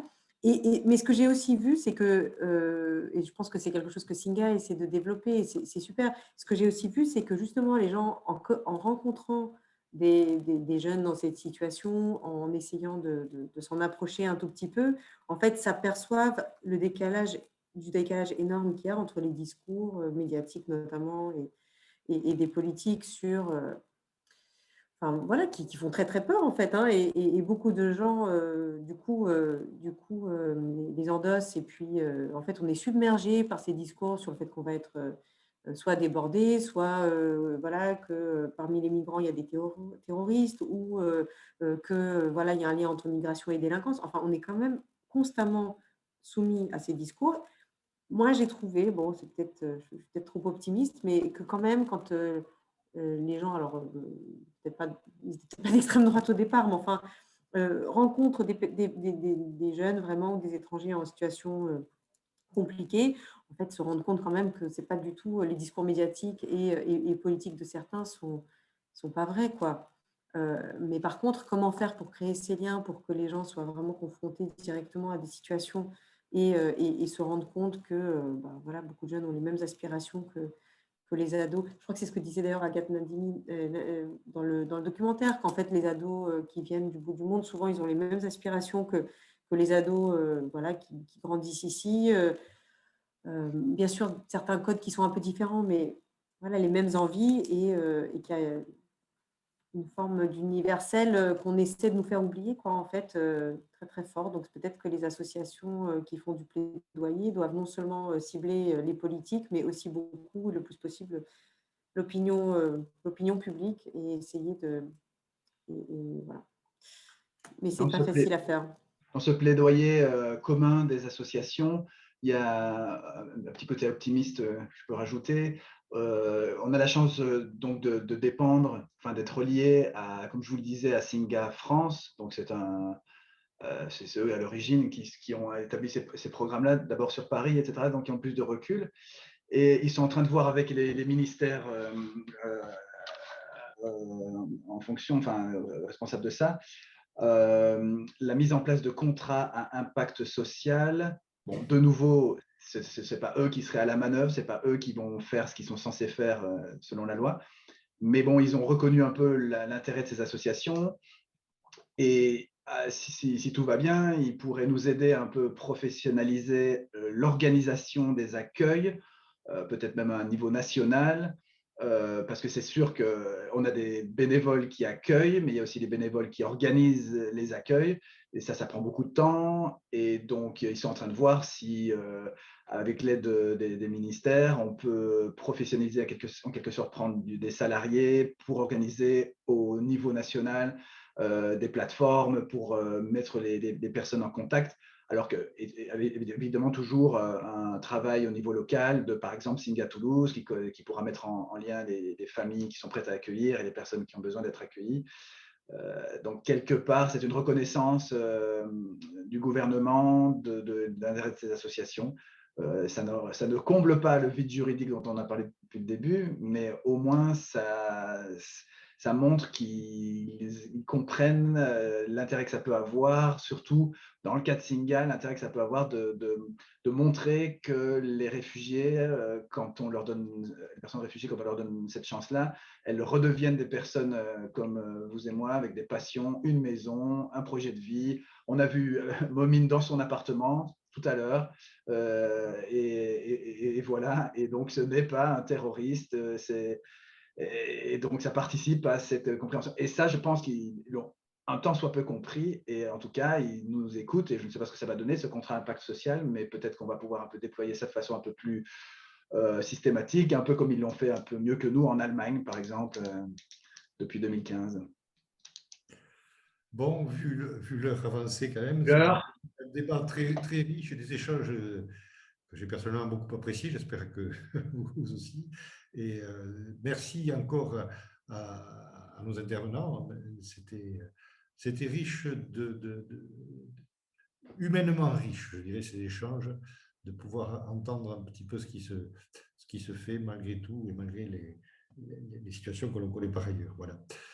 Voilà, je vous souhaite une bonne soirée à tous. Là, juste un mot pour dire que la semaine prochaine, on va terminer par un dernier film de ces films en ligne, dans le cadre du festival, toujours Cinéma et droits de l'homme, sur le film Warrior Woman, qui traite des luttes des femmes amérindiennes. Donc voilà, c'est un film à la fois sur les femmes et sur les Indiens américains. Je vous souhaite une bonne soirée et merci à tous encore une fois.